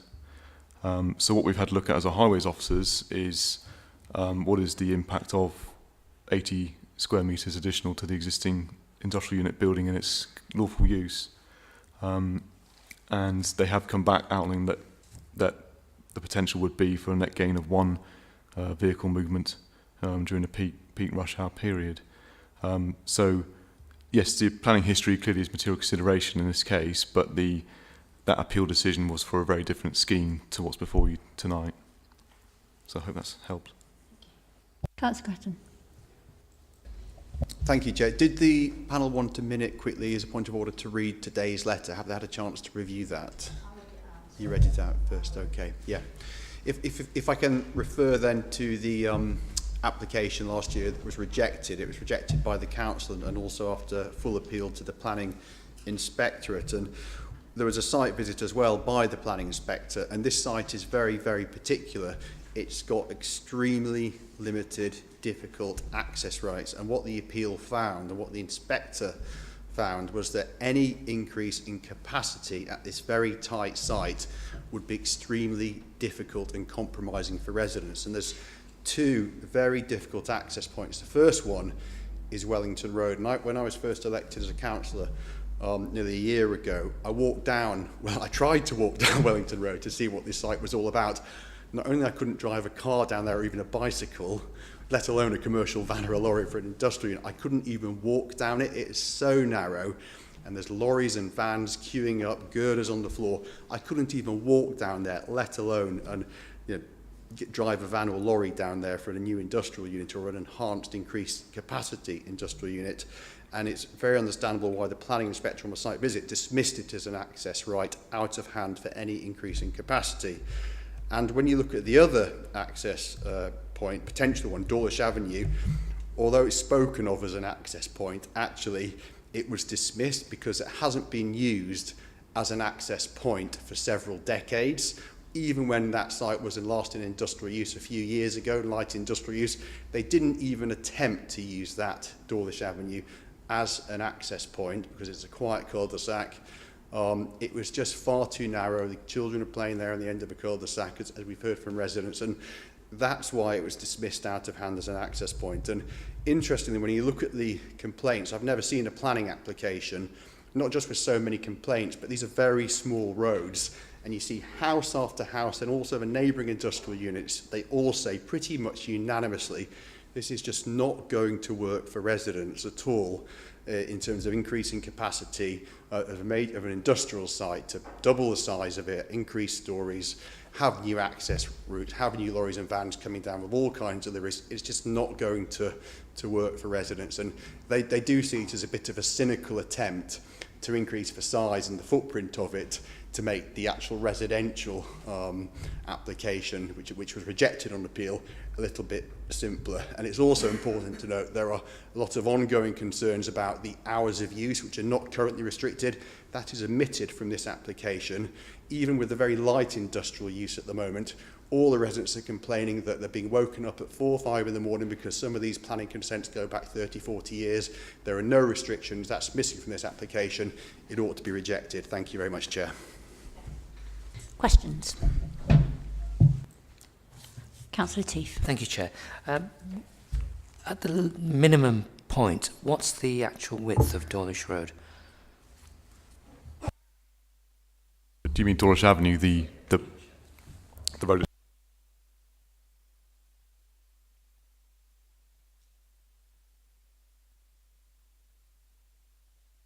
To clarify, do you mean the main road itself up here? Or do you mean the existing access? It's of various widths. I don't actually have them to hand, but it's clearly single access. I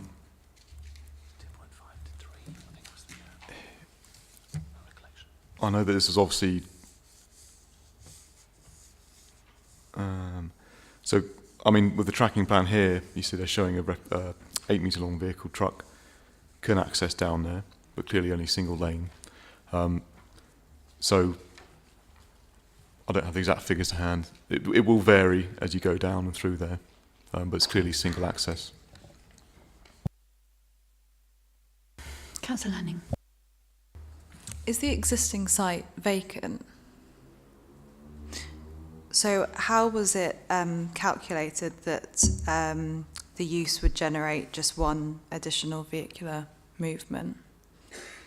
So just because it's not in current use at the moment by an occupant doesn't mean that the lawful use falls away. So what we have to look at is there's an existing lawful industrial building of that size on site already.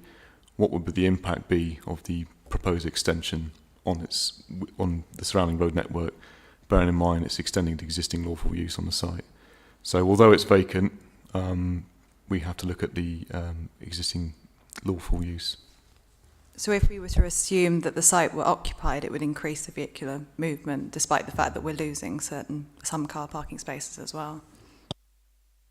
Yep, so the highways team have looked at it and they're saying, taking into account the size of the existing unit, the proposal itself, they're saying would likely generate one additional vehicle movement during the peak hour period.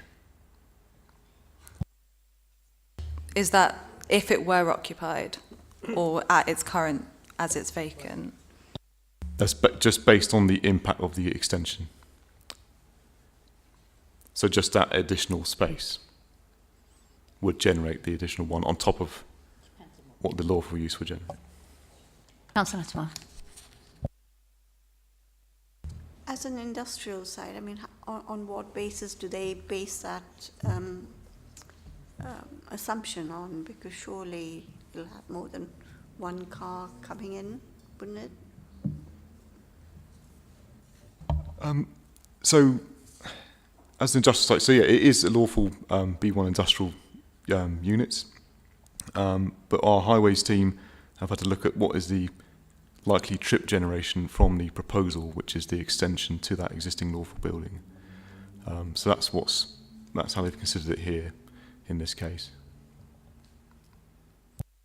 Councillor Dean. I think the point's being made here is that's about one human being coming to work, I'm assuming, and going home. That's one trip. But being that this is industry, and the chances are vehicles will turn up, drop off some raw materials, make something, and another vehicle will turn up and take those finished goods away, that doesn't include that, does it? Unless they're not making anything at all. So just to be clear on that, in terms of trip generation, it's quite an established practice, this. When you have an existing use on a property, the highways officers, it's an accepted practice. You look at the data that they look at in terms of what type of generation you have for industrial units, and they'll establish what, even though it's vacant, what that use would generally generate. It's not an exact science, although there's a lot of science to it. And all we're looking at here is the additional element of the building and how much that will generate on top of what is already in a lawful use. In other words, someone owns it, they have a right to use and create that capacity on the network. So all we're looking at is that little bit extra, and it's going to be one vehicle during the day at peak times. So that's the only difference that's going to be generated by this. And I understand it's not an exact science, but there is some science behind it. But I think certain councillors here are disputing that science. If a building is used as light industry, it seems to me if one vehicle movement per day sounds to me like a staff member, then there are no raw materials coming in at all, and there are no finished goods going out. It's a dispute that we can't answer tonight, but I just think that that figure could be wrong. I don't want to comment yet, but it just doesn't make any sense. I think that's the point. I think the point, if you're looking at an existing use, just because you're creating that floor space, you've got existing vehicles coming in. For instance, 12, should we just say. And the difference would be, instead of it being 12, there would probably be 13. You wouldn't have numerous amounts more vehicles, because the vehicles that are coming to the premises are doing those trips in any event, carrying the materials, whatever's going to be used. You wouldn't have dozens of extra ones coming just because of that particular material. You're just extending a small element of the industrial use. Councillor McGrath. Can we just go back to the point that was raised about the hours of operation, that people, I think it was said that people were, being woken up at 4 or 5 in the morning because there were no hours of use restrictions, which, people have moved into these homes knowing that there's this unit there, but on the other hand, 4 and 5 in the morning does seem unreasonable. Could we put any restrictions on the hours of use as part of this planning permission?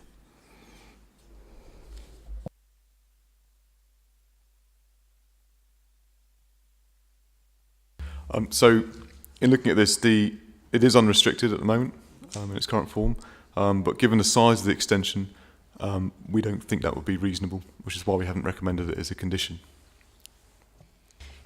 So you're saying we can't, you don't think it would be reasonable and they would be able to appeal it if we did? You say they'd be able to appeal it if... Well, I mean, yeah, okay. So are we saying that we can't do this, and if we did do it, that the people who own the site would appeal against it? I think that would be the danger, because obviously, as I say, it's a very small extension. There is an unrestricted use at the moment, so they have a right to use it in any way they wish at the moment, which is not unusual in old traditional industrial buildings. That's very normal. There may be disturbance through industrial buildings, but people tend not to go to work at 5 in the morning. I know it can happen, but generally speaking, a lot of industrial buildings, they have standard hours, normally 8 till 6 at night. I think it would be unreasonable for us to impose that in this particular case because it is such a small extension. They're redeveloping the site, doing something different, creating significant extra traffic journeys, then yes, I think we could maybe do that. But in this circumstances, it's so marginal, I don't think we could do that. Councillor Chung.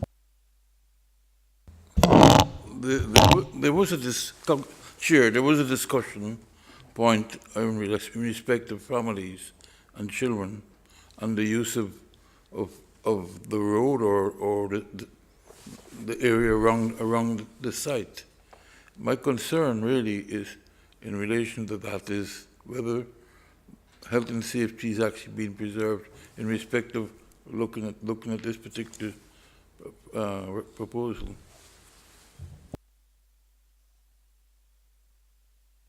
So in terms of safety, this issue was looked at a lot in the appeal decision, but that obviously was for a different development with 22 residential flats. So we're looking at different types of people coming to and froing from the site. With this one, we're looking at they've got two access points. The appeal decision doesn't indicate that they can't use this access here, which they have ownership over. The proposal still the site is gated here and here, so those are being retained as part of the scheme. So that does help control vehicle movement. So in terms of safety, our highways officer has been looking at that, and given the likely increase of only one additional vehicle within the peak hour period, it's not considered to raise concern in that respect. Can I ask a question about the planning history? Because it says it's relevant, and that's the 2018 application for the self-contained flats. which says yet to be determined. Is that the same applicant? Yes. Yeah. So what does yet to be determined mean? That's still pending with under assessment with the officers. So that's still with us under assessment at the moment. And is there a No, there's not at the moment, no.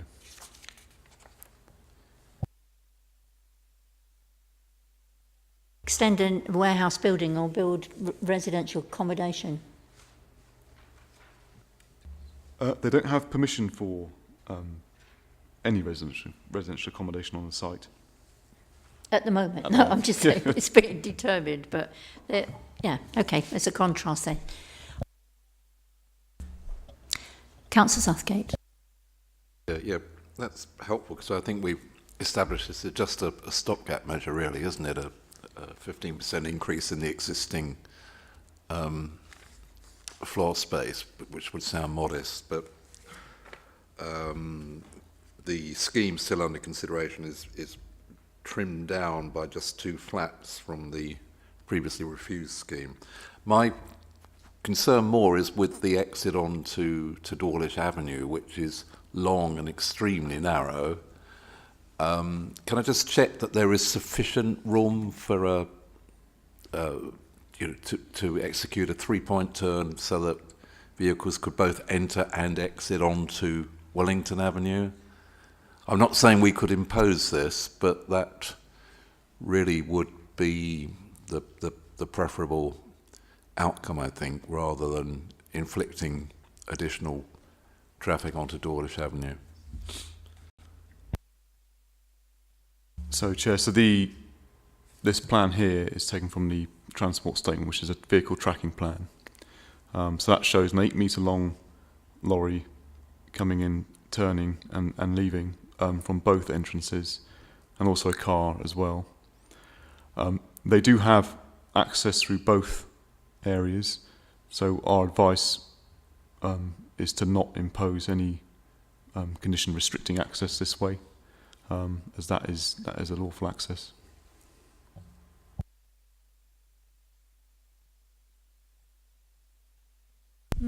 Comments?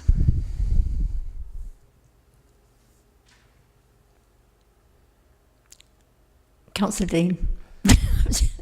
Well, you know what I'm going to say, don't you?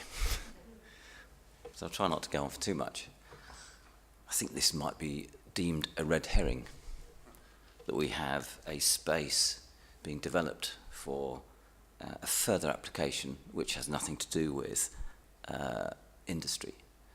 And once you get the outline planning for a certain bulk, then it makes the next application far easier, because not only have officers agreed it, but councillors have too, and that's a double whammy.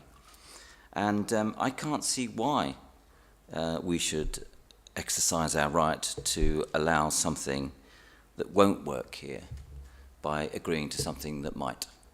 So I think that we have to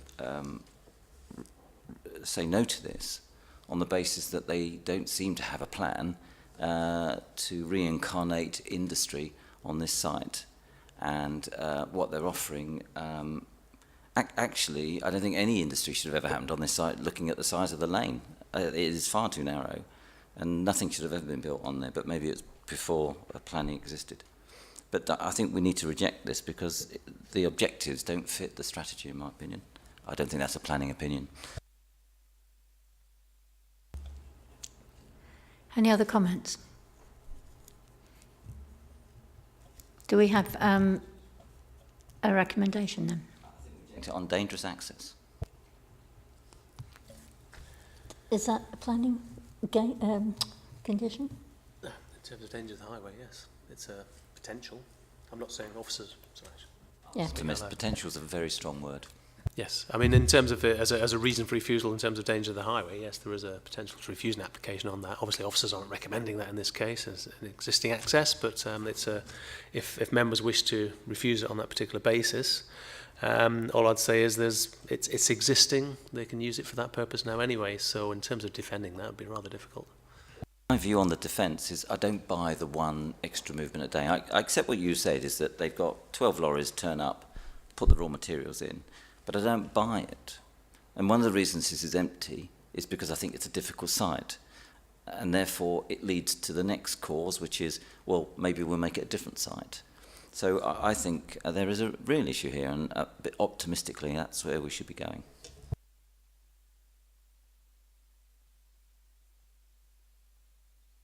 Just make another point, just so members are aware, obviously, in terms of the previous appeal decision. I mean, if we had an inspector's decision saying, this is a dangerous access, you shouldn't be, was refused on that particular basis, then, I'd be saying yes. I mean, we fought this appeal very hard at the time, put a lot of resource into the residential appeal, but in this particular case, the inspector didn't say specifically, this shouldn't be an access to that particular site, unless I'm going to be correct here, but I'm pretty sure he didn't, or she. No. So it's an existing access. Just wanted to know, are cars currently going through Dawlish Avenue, or is it just through Wellington Road? My understanding is they don't access through that at the moment. There's a large gate. It was last time I was there. I've walked around the site a few times, and there was a gate there blocking. Can't they use their current access rather than include Dawlish Avenue in the new? Well, I think if I was the operator there, I'd be, looking at Dawlish Avenue access in compared to the Wellington Road one. I think I'd be going Wellington Road. Dawlish Avenue could have all kinds of residential cars parked there. You might not be able to get access in. I don't think I'd be using that myself, but it's an existing access. You did win the appeal. It was rejected. That's the case. Yeah, just be clear about that. You didn't lose the appeal. You did put a lot of hard work into it, and you did win it, and therefore it was rejected. I don't see why we should be concerned about an appeal if you've already fought and won one. Well, the only point I make is the appeal wasn't dismissed on that specific basis that you're looking to refuse it on now. Okay. Yeah. Okay, so this is on hazardous exit. Yes, it is seconded. Councillor. I was just going to say that we heard from an objector on policy grounds around reducing impact of commercial use on residential roads. Is that anything that we could add to this, given that it extends over to Dawlish Avenue? I mean, it's an industrial site historically, designated, I believe, in some form. Scattered. So it has an established use. It's obviously something we would look out for. If they were putting another 5 stories on the top and generating 5 times the traffic, I think that's exactly what we'd be looking at, and potentially refusing on that basis. But that's not what we're looking at here. We do have an access point that's not being accessed because it's got a gate that could be accessed now because of this planning application if we agree it. That's where we are. And Sorry, Chair. Sorry, it's got a gate there, but it can be accessed. There's a gate there, but I don't think they've been using it, but they could use it. Councillor Macon.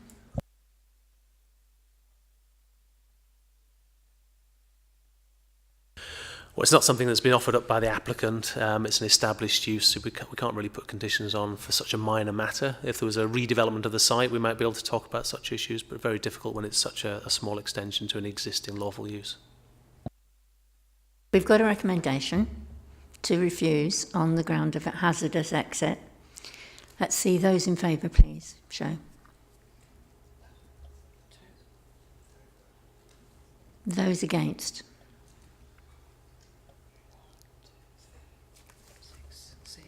Not voting. That's me. That's turned down. So we're now voting on the overall application. Those in favour of the overall application recommendation, please show. This is ridiculous. Hands going up and down. You've got your hand up, and I'm thinking you're a member of the committee there, Sarah. So can you put your hand down?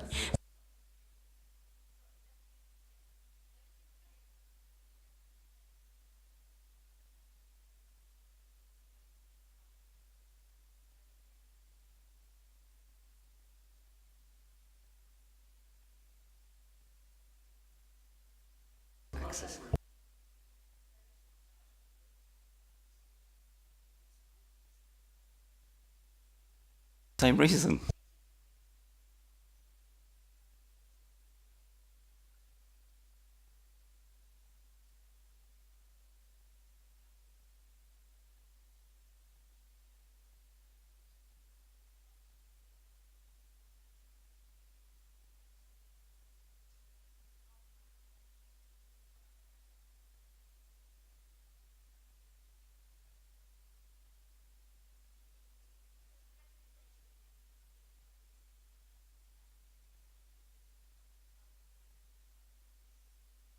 Just sorry to say as well, in terms of procedure, you've already voted against the refusal, which is the same reason. So we've got a contradictory situation here, who I think needs clarifying in some fashion. Not for us to do, but for you to do as chair.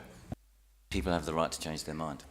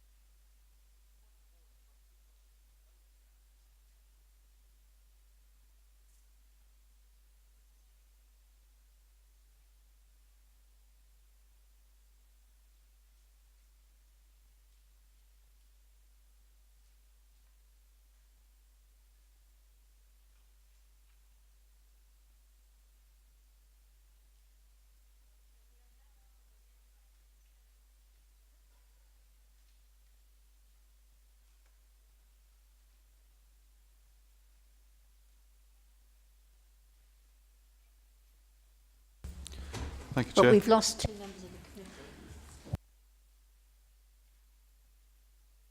committee. Okay. Thank you, Chair. The application site located on the east side of Durham Road within Rains Park ward area. The site comprises a 2-storey building with retail shop at ground floor, associated storage and office at the rear, and a flat at first floor level. The proposal itself is